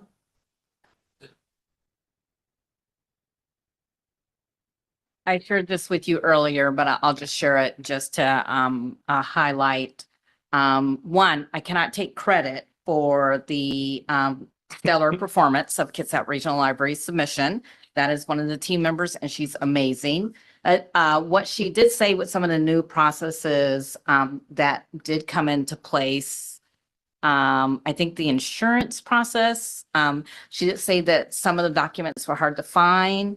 And then also, there was moments of not having clarity on the direction of, when submitting. So and you're already recognizing what can be improved on the end of Parks and Rec to help to minimize the back and forth. So one thing is regarding finding the documents and getting guidance and the back and forth of this invaluable staff time that's put into it. I'm wondering if also regarding the proposals, regarding the application process and permits, is there a deadline that this needs to be submitted by? And if I don't want to be a barrier or deter, but I love the look on your face, so I'll just stop talking and have you answer that. Thank you, council member. Knowing how that I am intending to be brief and we will be back. Yes, there are deadlines, and actually that's a proposal coming up. You'll see that proposal. Unfortunately, there has been enough exceptions just over the years that there's always a little bit of an expectation that there's always going to be an exception if a deadline's not met. And what that does is it requires staff to put a lot more time in to make sure those events run, because they're beloved by the community. We're here to serve, but it adds a lot of time. What we're already talking about, and we started last evening, is further market research. Can we simplify the event process and move it online, potentially by software? And I see some nods of heads in the audience. And then work with our event organizers in the city, do a small subcommittee, have them tell us what they need, what works for them, and then make it happen. Because if we're spending 20 to 40 hours of administrative time, there must be a better solution. So we're going to determine that. But 5 is the minimum right now, just the back end of typing and sending these things out, just so you know. So we are proposing an update. We don't have those numbers, just so you know, and it would be a tiered update. Yeah, so a question that'll probably generate 2 more. What I think I heard you say is we can't charge more than the anticipated labor cost of your team to process the permit. Did I hear that wrong? You did not. So if we get this down to it only takes you 3 hours and your burdened rate is $60 an hour, we charge 180. We're just charging the typical for processing a permit. We would establish a set fee based on that, and that would ideally not change. So, but if I came in and I said, hey, I want the park and I want the park and I'll just be greedy, all of Anderson Parkway. But that doesn't cost us any time because it's just on the piece of paper. Check, I want it all. They could get all of it for whatever, $200. Just the application permit fee, not the cost recovery. So the cost recovery is going to be a separate discussion. Correct. And Emily wants to comment. Thank you, Councilmember. There were 2 questions, so I'm happy to wait till the second one comes in. No, so then what you're saying, and thank you for the clarification, that if a smaller event takes you less time, you're thinking a large event is going to take you 5 times in your example. Correct. It scales with the number of people that drives how much time. Okay. Yes, That's what you're trying to say up here. These are not the rates though. Okay. this is an example. And Thank then you. there'll be a cost recovery rate at some later date. Yes. Is that in this presentation? No. That's what I was missing. And Emily, can I jump in right before you comment? She's my favorite city attorney. The permit fee is a rate. Cost recovery is a separate presentation. We're going to come back to council about that data, which is directly police and public works services above and beyond, like road closures. Yep. And so just to come in over the top, if you don't mind, Council, nice to see you all again. And thanks for letting me participate this evening. The idea is that like any other permits that we charge, we shouldn't be making money off the top of it. This is just to cover our costs. We shouldn't be charging our residents or folks that want to use our parks more. If there are costs on top of that after the fact for cost recovery purposes, those are calculated somewhat similarly, just on the after the fact basis, so we can make sure we're doing it accurately.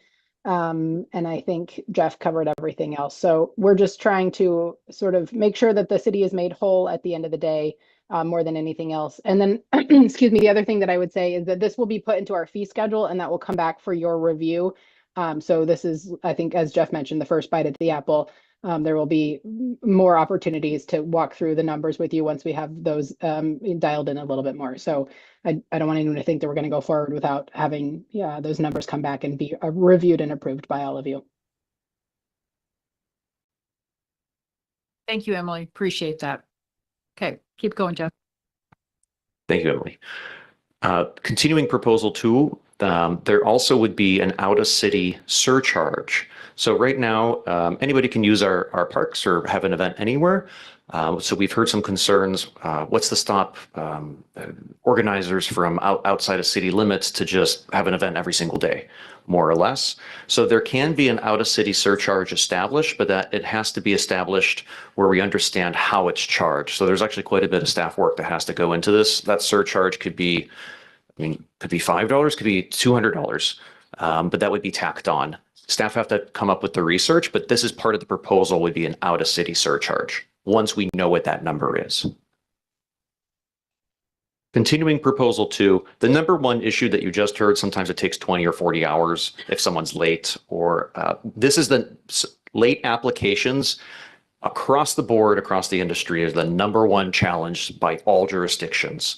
So what we're proposing is, instead of a $50 fee, $150 fee if your application comes in late. Ideally, folks are reserving and putting in applications well ahead of time. So this means it only applies if they're doing it under 90 days and over 45 days, if it's no road closures. I will make one more comment on that. Is it also means that small local organizations that submit on time will have the smallest amount of impacts. As long as just like if you're speeding, if you don't speed, you don't have to worry about it. So same principle, submit on a timely manner, and you won't have to worry about a late charge. What if it's 44 or less days? It would not be accepted. Or it would have to be an exception, which we're really trying to get away from. One of the biggest problems we have here is the exceptions, and that's, I put my hand up. I've pulled enough of them, saying, "Oh, come on, let's, we got to have it figure out how to make this work." But it's gotten to the point now where we've gotten so many events, and the city's gotten large enough, and there's so much demand on our parks and our open space. We just can't do that anymore. We've got to establish what the rules are and stick to the rules. Thank you, Mayor. And staff will be coming here. So councils, we have that guidance from you all. So if it turns out that we're telling someone, no, you can't have an event because you submitted it at 40 days, well, that's the rules. Proposal 3, a special event, a priority filing period. So this is kind of neat. Right now, you can reserve a park 1 year in advance. That's in our ordinance right now. So that stays the same. If you're within city limits, you can book it for 1 year in advance. No worries. See the 45 days, because again, we don't accept things under 45 days. But if you're non-local, if you're outside of city limits, you're not a tax paying, you're not putting taxes in to maintain the parks and our services, public services, you can only book 11 months. What this does in advance, what this does is it provides priority reservations to our local taxpayers. It adds incentive for outside organizations to partner with our local folks. And it also incentivizes timely applications. So if you submit on time and you work with locals, it'll go great. And this is probably more of an Emily question, but would it be legitimate to establish a fee that if we were to allow someone to submit less than 45 days, that there would be a fee established that would be more than cost recovery? So essentially, if somebody wants to come in last minute and say, I want to schedule something 2 weeks from now, and there's nothing scheduled, so it would be an opening for the city to have an event, but we recognize it's going to be a lot of work. Not only will you pay the cost recovery and the late fee, but maybe then now you're paying a premium because we're jumping through hoops and exception to policy, but if you're willing to pay it, we'll make it happen. Like I said, nice to do.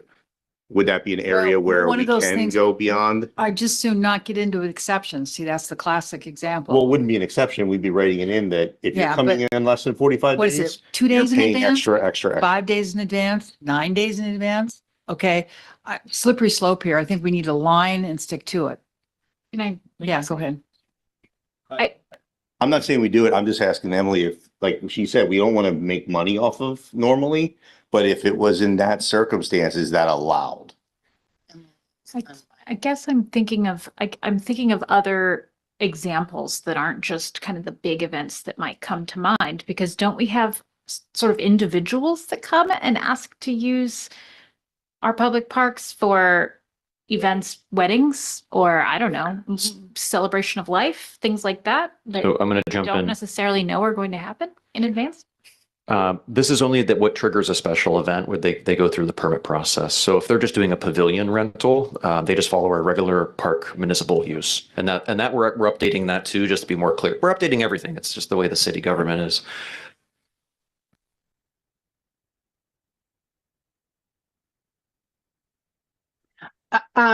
Just Emily, to, could you answer? Okay, yeah, thank you. just to put a bow on it, it's an interesting idea.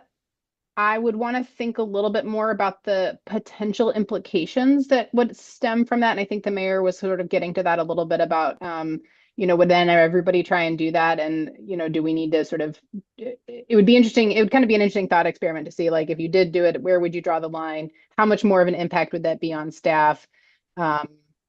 Is it legal? It would be interesting. The case law about this has to really do with cities just not making money off of the permit fees. And so I think that's where you have to do the calculus of what the impact to staff is by that extra scramble time at the end. And I think that could get a little bit complicated because, again, that's really what we're trying to get away from. But it's certainly interesting to think about and something that we can look into further and just kind of understand like what the parameters would be to try and accomplish that and bring back some more input about that. And I'll just add to that is because we do have a regional example. When we found out Coffee Oasis, we scrambled in 5 days. That was 38 hours of parks time. Because of the sheer amount, it was their first time going through the process. Lots of back and forth to set them up for success, to make sure that they follow the process.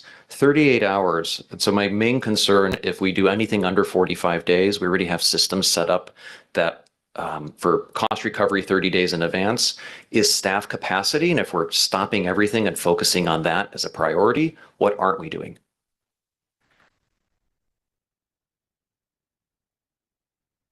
Okay, we're almost there.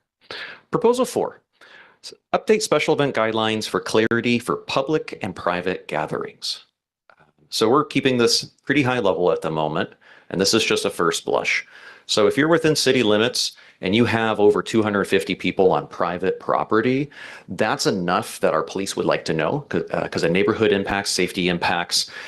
This assumes no impacts to public services, like they're not shutting down roads, they're not impeding traffic. But when you have that large of a gathering, it triggers a special event. We would like it to trigger a special event permit process so folks are aware of that level. When we first put the special event applications together, we discussed this portion at length. And, oftentimes people will have like a large wedding in their backyard, but then they start parking all over everywhere and right next to their neighbors without, prior notification, that kind of stuff. So we came up with this, and I think it's actually worked very appropriately. There's questions. Do you have your? Go ahead, guys. Thanks, Mayor. Jeff, I don't know if there's a way to kind of police this or not, but it strikes me that we're relying pretty heavily on organizers giving us a good faith estimate of how many people they're expecting at their event, right? Because, if I think I'm going to be, near 250, I might just say, okay, it's only going to be 200 people. I don't know. I don't know if in your research with other jurisdictions, if you found out any way that they try to police this, and obviously, I guess if it's an annual event, you can kind of tell, right? But if it's sort of a kind of a new event, you're going to be really relying pretty heavily on their estimates, aren't you? Correct. And thank you. I'll add a little context. We looked at other jurisdictions because concerns came up like, should we be establishing a number? And numbers by other jurisdictions range from 50 people 40 people need a gathering, need a permit, all the way to hundreds. And so it's what our jurisdiction is. I would say that if Jeff's birthday party or celebration of growing hair back, maybe that's a better one. It's happening. I'm getting older. If that had enough impacts where police are being called and fire are being called because road people can't get through, then if that's an impediment to public safety, I would assume that we would probably shut down that event, and that would be the detriment to everybody because we can't stop ambulances. We have to address that. So ideally, folks know about this and are proactive. We had the firefighters do a pub crawl and submitted an application just to be on the safe side. So it's as part of the communication process with folks coming in, it's important. We'll explain to them you're in your best interest. If you want to avoid a shutdown or something, to give us an accurate estimate of your crowd, right? Correct. And This is according to what's in the PMC, unless otherwise required by our municipal code. So TNC, Town and Country, had their anniversary sale. That wouldn't be applicable to this. Gary brings up a really good point. So one thing the city has a bit of a checkered record on is code enforcement. And in this case, it would be regulatory enforcement. What is the mechanism within the Parks Department on a weekend? This is a lot of activity for somebody to go down there and double check against the contract. I'm calling it a contract. You call it a permit.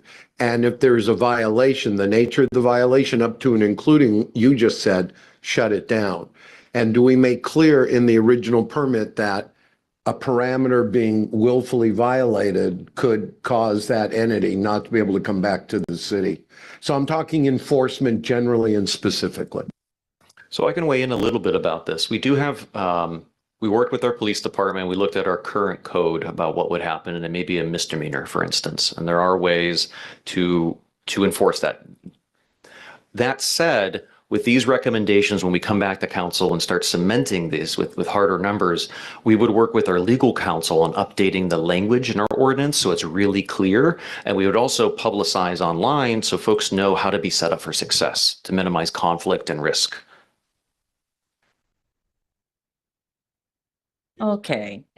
So this is going to be implemented in 2027, correct? Or Proposed. Proposed 2027. Okay. There's some things that we'll work on that I wear my other hat on because there's been some events that have occurred, and okay, you're putting my thinking hat on, and to that idea of if you have reoccurring events, you have an idea of the attendees. And I'm again talking to the space that I wear my other hat, because there's been some moments that, oh gosh, this is a lot of people. So we have a shred event every April. I'm just going to say it. And there are cars. It is a drive-through event. And we get about 300 to 400 cars. And it is a challenge trying to direct those cars. That's a special event.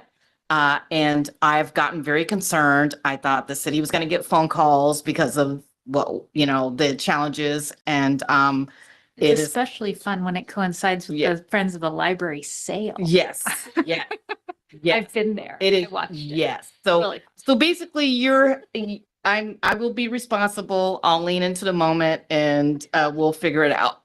In council's hearing, this is one of the value propositions of having a dedicated special event coordinator who can work with our community to make sure everybody's set up for success. The last part on this, because I'm going to keep moving, we're down to just 2 slides, is this is meant just as an easy flow chart, but if it's under that and someone's running an event and it's going to affect safety or traffic, well, then it automatically triggers it. So we'll create a flow chart so it's really simple and start education, education, education. All right. This one is salient. So public property, that's parks, that's sidewalks, that's the steps of City Hall, public right of way, is establishing capacities for those. We would not imagine if 1,000 people wanted to gather on City Hall steps. It doesn't fit that many. So there's a capacity to these. We have capacities in our park pavilions. So we know you can't have 500 people in Rob Park's pavilion. They don't fit. So staff need to work together to establish capacities for each of these areas. And if an organizer wants to have a gathering, whatever type of gathering in a public area, and it exceeds the capacity, they will have to put a special event permit in. Make sure when you establish those capacities, you talk to our insurance carriers. Okay. And the intent of this proposal is to really make sure we're minimizing conflict. That's what it really comes out to be. So folks know if you're going to have a gathering and there's a wedding there, you probably don't want to interrupt that. Is really decrease communication, reduce risk, and make sure folks are on the same page. This is the second to last slide. So if there's a park reservation already down at Waterfront Park and someone wants to do a spontaneous gathering, the reservation takes precedent. It doesn't supersede. So you can't just kick someone's wedding out, for instance, or a program that's there. So if it's a reservable space. And then if there's a spontaneous gathering in a public space, as long as they're not blocking traffic or disrupting ordinary use, there's not an issue on that, assuming they're under the capacity for that. So not 10,000 people on one sidewalk, for instance. So going back to my question about ultra or uber late events, what's to stop people from spontaneously having events because they didn't submit permits on time? Ooh, and this is why we have Emily on the call. Emily. Yeah, really good question. And I heard it mentioned earlier in relation to the events on private property. I think similarly, we'll have to extend a process for public events. It's harder, certainly. So we'll rely heavily on education and outreach with the community and hopefully people doing it right. And then also people kind of policing each other like we do for any sort of code enforcement. I think I heard that it's code enforcement's been spotty. And I know it is a sensitive and tough area to work in, but so there's not a really clean, easy answer for you. I think it's something that's going to have to be looked at holistically, and perhaps this might be sort of the time to be thinking about code enforcement in a little bit more of a proactive way for the city as a whole. But it's something that I think there's not a clean answer, and it's going to be something that is worked on, and it will be evolving. So these are the 4 proposals. Staff are looking for a little guidance on some of these. They're going to be coming back to you. The most salient one is proposal 1 is waterfront use, setting a seasonal schedule. Does council have any thoughts on at least item 1 for guidance? I'll just repeat what I said to you before the meeting. My only concern with the Tuesday to Thursday is we've already identified 3 events that kind of fall in that window. 2 of them are thrown by the city. I would hate for us to get into a habit of all the exceptions are our own events, because that can create a problem with the community where we always accept ourselves, but we don't accept others. So other than that, I don't have an issue with it, but we got 3 already. Okay. And 2 are city sponsored. So that's a concern. I raised my other big concern already, and Emily just addressed it, because I could see folks, especially if it's not a really big event, but a spontaneous event in the park because they didn't plan ahead and they just show up. And because we don't have code enforcement, now we're relying on law enforcement, and that's not probably a route we necessarily want to go. So I'm going to say once again, we need a code enforcement officer. As I think all this is good. I appreciate the research. I so far, at least with what you have here, I agree with most of it. I think it seems well thought out. I think the time for rest for Waterfront Park is good. I think increasing the late fees is good.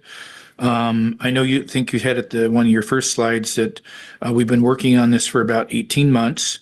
I'm just a little bit concerned about how much longer it's going to take to come up with the fee schedule and try to, as Emily would say, put a bow on it, because I'd like to get her done. Could I address that and then wrap this up? Our goal is to have clear council direction before the end of this year so we can inform everybody in 26 so they're prepared for 27. That is the goal. So if we're moving in the right direction, we'll come back with some final recommendations, including a future cost recovery. So you understand council has data on of the 39 events, who's being charged what and what that amount is, and then how many of these events are bringing X amount of people and our fee schedule. So there would be at least one more presentation with that input to cement this before the end of the year. Sorry, Jeff, one more thought. I'm wondering, so there's, maybe some cross communication with our LTAC applications and so forth. Do we ask on our event permits whether they anticipate anyone spending the night in Poulsbo in a hotel? And if not, should we consider adding that to the application? We currently do not ask anybody that. We are in discussion as of yesterday. This is how we're moving quickly to relook at how we're going to update the full event package to make it easier. And so if council has suggestions, please pass those to Rob and staff, and we can consider those. Thank you, Becky. This all looks good. My concern is with what I'm not seeing. And that is the rates of reimbursement for public works or police or other departmental time before, during, and after. And it's specific around the idea that these rates could be substantial enough that the point of the festival or the event, and I'm going to use, because they're here to defend themselves, I mean that allegorically, Kathy Forsey, let's talk about Viking Fest. From the beginning, besides the cultural aspect and the event and celebrating community, was the award of scholarships to high school students. It could get to the point where the cost of the event is the same or exceeds the ability to generate the charitable outcome of the intention originally. And so your But alternative, what we don't want to do is start treating people special either. When I'm thinking out loud, once you present that matrix, would the council, and I guess I'm pointing in this direction, be able to reduce or waive on an individual basis? So we have some flexibility to recognize those events that are of community value that otherwise, and I'm adding this, could jeopardize the event itself because we're pulling the rug out from under in our zealousness to meet all costs. okay, first of all, and then I'll go to you, Rick. When I first became mayor, there were no special event applications. They just happened spontaneously all over everywhere. And I remember the first springs, early summer, 5 things went on in one day and nobody knew they were coming. Okay, we had a big thing up at Gateway, we had a big thing at First Lutheran, we had a big thing going on at the park. The whole town was erupting. There was no forewarning for Public Works. There was no forewarning for the police. I mean, nobody knew. And it was like, oh, well, wait a second, we have to do something about this. But what we don't want to do is overregulate to the point where we inhibit the ability of our community to gather and to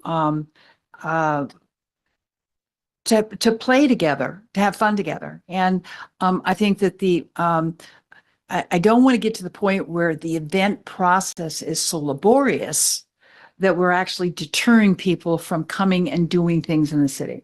Okay. So it should be online. It should be streamlined.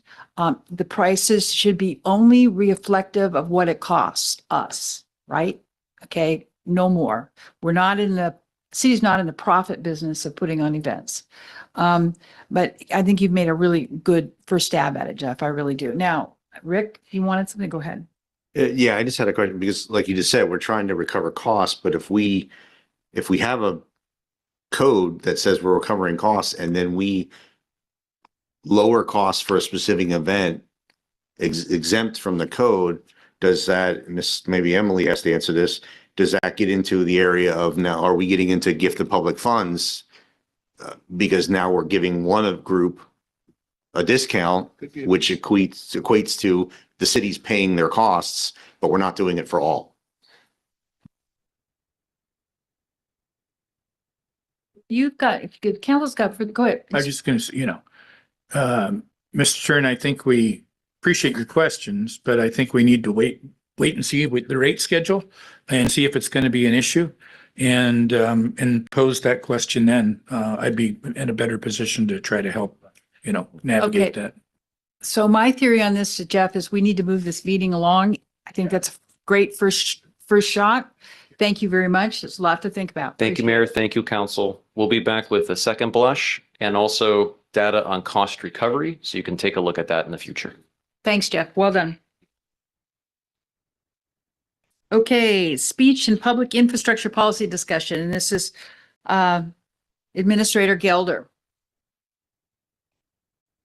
Thank you, Madam Mayor and Council. I will try to make this somewhat brief. It was in your packet. This was one of those things that activities kind of illustrate where we may have gaps in our policy and where we may need to make sure that we are treating everyone sort of equitably in how we handle stuff. So this was an initial blush at really trying to make sure that we establish some parameters around the use of public infrastructure when it relates to speech. And this is, with that caveat, it is content neutral in terms of policy. It does not matter what the message is. What matters is the impact to the public infrastructure and what our response is to try to be consistent there.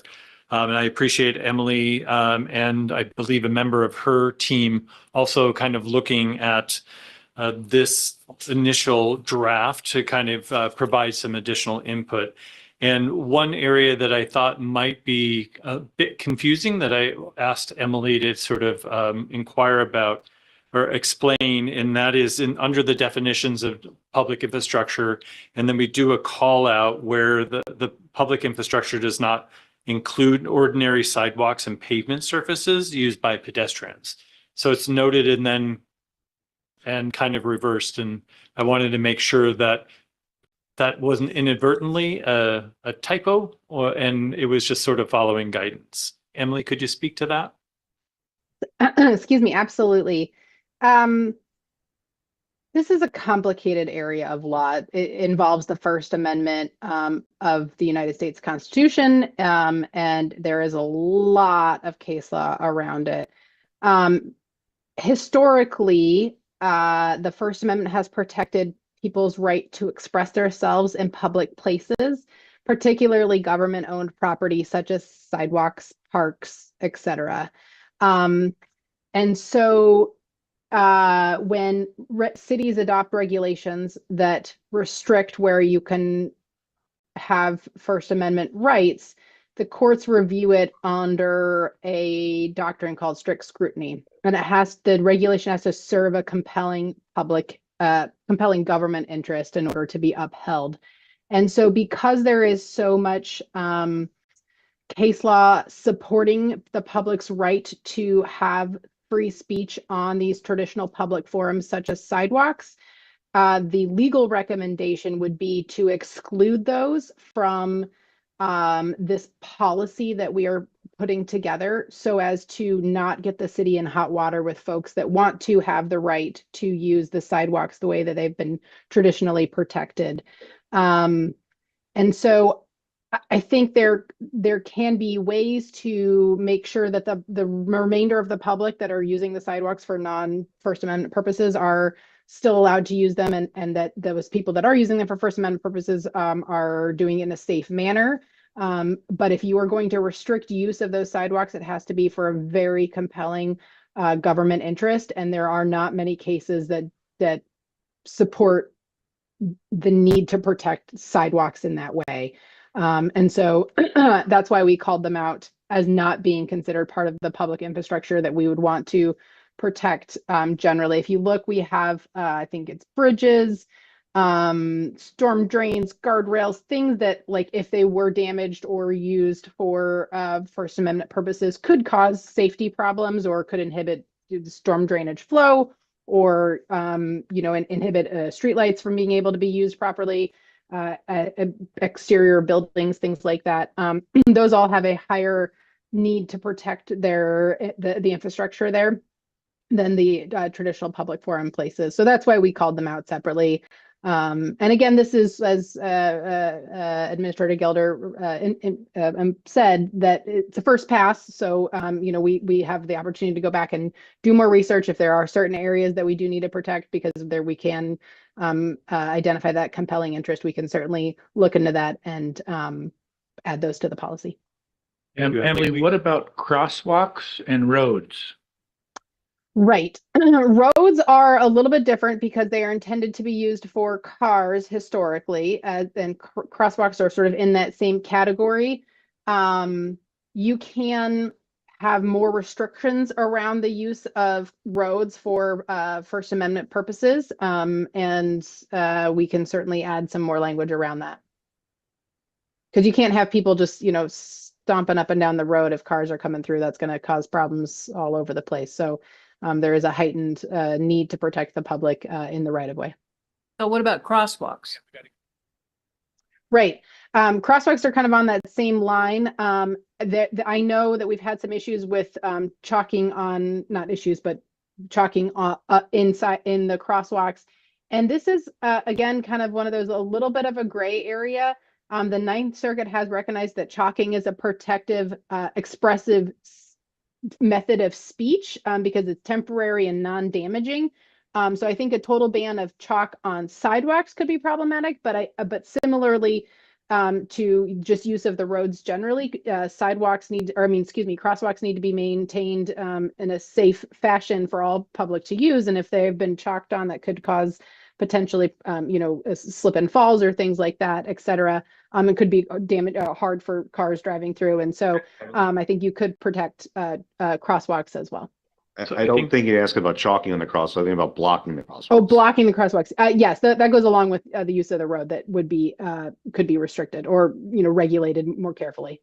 Okay, Mr. Newell's next. Yes, is there any model ordinances here that you were modeling that you've copied, or other jurisdictions that have something in place like this, or is this a new draft by our team? This is somewhat of a new draft from our team, but we can look at other and do a crosswalk. Just from the standpoint of, quite often we're all facing the same challenges as somebody else walk through this. And then just from the standpoint of just organization, because we had so many questions with regards to roads, I would add in there our parking lots, et cetera, is, public infrastructure does not include maybe to sit there and accept out certain areas where, for safety reasons, we can't block places where you can't have pedestrians and vehicular without a special permit or so. I don't know. Just make it clear, since it came up over several of us, but thanks.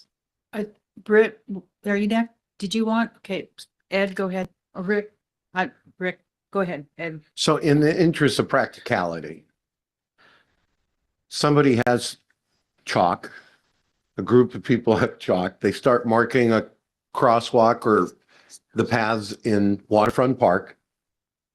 There's nothing to prevent that in the moment, right? They walk up and they start chalking. By the same right, the city has the ability to come in and clean with hoses. That's a natural relationship. People build sandcastles at the beach and the tide comes in and washes them away. Is that not functionality without imposing on either party? The great question. And I like the analogy to sandcastles. There is a time, not a time period, but a reasonable amount of time. And again, the courts have kind of landed on different sides of this, depending on what the expressive conduct was, how it was expressed, where it was expressed, about how much time they are allowed to have it be up, or be in that space. I think you could also analogize to using the sidewalk. Can they be there in perpetuity, talking on their topic? And so the policy does account for that. We do say that the city may remove materials in violation after appropriate notice. That's assuming we can find somebody. I think it goes a little bit back to the idea of, how much are we willing to invest in not necessarily code enforcement, but in monitoring and managing and regulating this kind of activity. And so I think it's something that is going to be an evolving thing that staff are going to have to think about and work on. But the point is well taken that, it can't, just by sort of functionality, it's impossible for it to be up forever.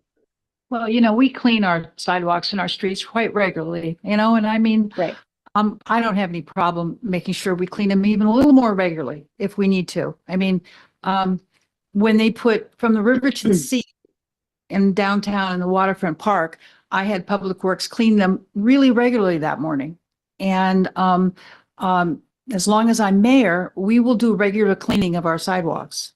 The problem that we have is if you get the political climate is such that it is so combative and it is so nasty right now. I feel uncomfortable leaving any kind of political statement up on public property for very long for fear that there will be retaliatory activity from that statement. And I just don't want to go down that path. And if it's chalk, I mean, that's real easy with the pressure washer. The other thing that really worries me about chalking things is chalk turns into paint. And then we have a real problem. And so as long as I'm mayor, the pressure washers are going to be coming out no matter which side of the political divide you are on. Okay. At least that's my opinion. Okay. Could I just add something over the top of that, Mayor, is that I think you're hitting the nail on the head, and I just want to echo it, which is we should be making sure we are even-handed and non-discriminatory in how often we clean up. I think it is, like you said, it's a regular thing that happens on a regular basis, and just because one person came in one day and another person's coming in a different day and there's different messages, the best practice is that we just clean it every day, or we clean it every hour, or whatever is a reasonable amount of time for whatever the situation is. But having a standard practice is always something that is good, because we can go back to that and say, well, when somebody asks, well, why did you clean it? Well, that's what our policy says. We clean the sidewalk every afternoon at 4 p.m. And that's just standard practice. And that always gives us good legal cover. Thank you, Emily. Appreciate that. Go ahead, Mr. Eckert. So I have a very practical chalking question, and then I want to go back to the crosswalks. We say on the exceptions about, exempt from the policy is the temporary chalking. We also define chalking as water soluble, non-toxic markings. If we're exempting the temporary chalking as something that needs to kind of be pre-approved, how do we know that it's water soluble, non-toxic? It's a great question, a great policy question. This is one of those things where it made sense when we were thinking about it academically, and when you put it into practice, it may be more complicated to actually do that. And so I think in that instance, it's something that we need to talk about more at the administrative level, is how this is going to work in practice. Or is someone going to come in and get a permit to do this? Is it more of just if you see it and you can scratch at it and it's definitely toxic in some fashion, you can identify that, then you can take it down immediately. I think you're identifying, additional things that we need to work on and think about in terms of how we actually implement it. I just worry because pressure washing downtown crosswalks with chalk that tends to be toxic, it's going straight into Liberty Bay. Yeah. So that's my concern there. It's a practical issue. Yes, absolutely. Back to the sidewalks and crosswalks, though, I'm a little confused where we does not include, but then we say, but you can't obstruct that impedes normal pedestrian vehicular use. So kind of like Doug said, parking lots, Gary brought up the crosswalks.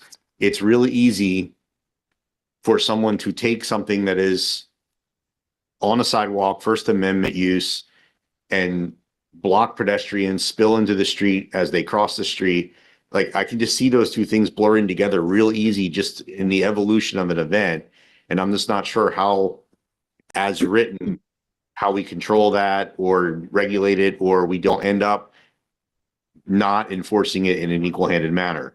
So I know there was some questions before, folks downtown trying to do things and be safe and were wearing vests, but then that creates an impression the city was managing that because a vest looks official.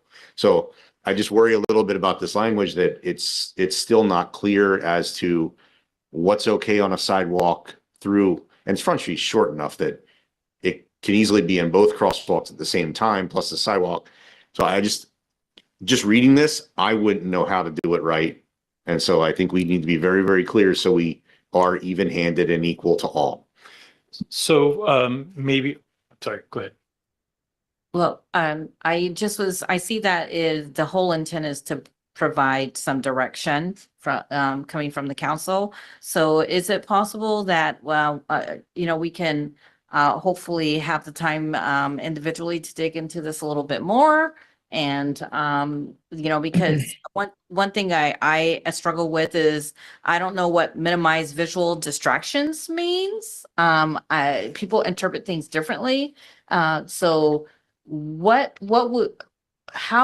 do you guys want us to try to give you some, additional information and direction to move forward with this? So I think I'm getting a sense. Obviously, this is just the first blush of looking at it. And we really, is there a desire from council to really create a framework that sort of outlines the when and how there can be the use of public infrastructure and what the response is so that we can make sure that it's content neutral and that we equitably address it each time. I think that's overarchingly the goal is to make sure that we have a policy, we know how to operationalize it and be consistent. So if I know it has questions and we can go through and do a bit more crosswalk looking into other jurisdictions, et cetera, to kind of pick and choose from that. We can definitely do that as well. And we have Councilmember Tabor. Yeah, Doug, go ahead. Yeah, I'm always cautious and hesitant when it comes to First Amendment limitations, especially being implemented by cities with potential fines and punitive, Yeah. So my initial reaction is maybe point positive, and then instead of fines, potentially starting with just these critical or safety infrastructures will be washed, if they have or cleaned, as quick as possible. Just a blanket statement saying that this is how the city, protects these areas from, these distractions or these impediments, and then pointing positive to here are the places like parks, sidewalks that won't be, that are preserved for freedom of speech. So that's just my initial reaction. Thank you, Doug. Appreciate it. I think this is a really good first blush. I think that the council, you guys should read it and think about it, think about the implications of it, and then we'll go forward. Let me know your thoughts and then we'll put our heads together and do additional research and try I to think it's refine a it. really good first shot. I really do. Thank Okay. you. Any other comments? Okay. Thank you, Emily. Thank you, council. Have a great evening. Take care. Night. Good night. Okay, that is the last thing we have is questions and concerns of the council. Any questions and concerns of you gentlemen, ladies and gentlemen? Anybody? If I could, just, Mhm. I wanted to clarify my earlier comment about putting a peace pole in Waterfront Park. I am not anti-peace, okay? Let the record show. No. My concern is, actually, it kind of reflects back on our earlier discussion tonight. It's a very well-used space. We have trouble maintaining it as it is. It's a very limited amount of space. And we have 26 parks in this city. And it seems to me some of these amenities would be nice to share in Centennial Park or Nelson Park or some of the other parks. Why does everything have to go in Waterfront Park? That is my concern. And my other concern is the process. I mean, not really remembering what, if anything, we've heard about this up until now, and people can correct me if I'm wrong. But I don't want to give the impression that this is a done deal and council is going to approve it when we really haven't, to my knowledge, had much impact or input on it. So thank you. Okay, go ahead. Tagging on that just a little bit, because it kind of brings to mind, we've had some major, structural somewhat changes with the trees that just came out. Yeah. I mean, it looks tremendous. Honestly, I haven't actually been able to go and look at it because I'm not ready Actually, yet. actually didn't look as bad as I expected it. Well, I'm glad to hear that, but I haven't been ready yet. But in talking to someone who happens to be a friend, but is also on the tree board, and is an arborist, he has concerns over all the criteria that I said, we need trees. We need them to grow fast. We need them to be stable. We need them to be, he's like, we might not be able to get that. Maybe a pergola, maybe something, to provide shade. And it was just a comment. I know the conversations will be ongoing. However, I just think maybe we'll have to think outside of the box and, things like peace poles. And I don't know, we just have this bigger picture and work that still has to go into Waterfront Park. So I think I'm agreeing with Gary that, the process of how we improve things and what we add to the park should be a little more holistic. Go ahead. Since it's on the table, so it's a concern of council. Jeff, could you review the salient curve on the peace pole for those of us who are not as advised? Thank you, council member. And I appreciate everybody's comments too. So it was only mentioned during department head comments about the peace pole being proposed. It was discussed in our Monday land use meetings on determining a location when it was brought to the city, and it varied from putting it in the woods down at American Legion Park, which didn't make any sense in that location, and a few other locations. And then the idea came up to put it in the very corner of where kind of where the port entrance is. If you walk down the ramp right there, there's that sign in the corner. As part of when the pathways get replaced as part of the South End project, that would happen. But to the other point, the idea is that the council will be seeing an MOU come forth. Rotary has agreed to pay for the peace pole and maintain the peace pole going forth, but the MOU still has to come to council. And then there also begets a question of, and staff are going to work on this, we're going to add it to our work plan, of a little bit of clarity on what should be coming to council based on the scope or size of a project. So you're not having to approve individual benches, for instance, whatever it might be. And that's the kind of guidance that we're curious about. So we're not tying up valuable time, but we're also making sure you're aware of those. So we have a little bit of work to do on the back end, but the MOU is coming to council for consideration. Okay. So the council hasn't approved it yet. Yeah. Okay. There was only department head workshops. Okay. All right, Mr. Eckert, go ahead. Yeah, I think that's a good point, because I kind of tangentially raised it when we talked about Robb Park so much a while back, about why are we putting, we're putting so much into it, it's not in a park anymore. I think your suggestion is good that we look at other parks. Fish Park kind of comes to mind to me, that maybe might be a really appropriate place. But yeah, I think I recall Jeff promising at one point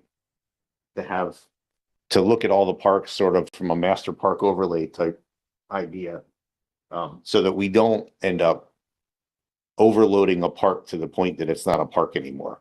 And there's a couple of our parks that maybe are in that standpoint. So if that promise that still exists, that this might be part of that conversation. I had encouraged it to go other places than Waterfront Park because I think it would be an attractant to get people to go into other places. And so to be continued. Thanks, Jeff. Okay, any more comments from the council? Any more questions? Okay, continued public comment. I just want about future agenda items. We're getting towards the end of the year and there's a couple things that we said we were going to do before the end of the year. So I would just suggest that we need to kind of fill in the schedule because the end of the year is rapidly approaching and then we're going to have Thanksgiving and we're going to have Christmas. And Can you give us an example or two there? well, I think, didn't we say we were going to discuss downtown from a more comprehensive standpoint, like Brickett, before the end of the year?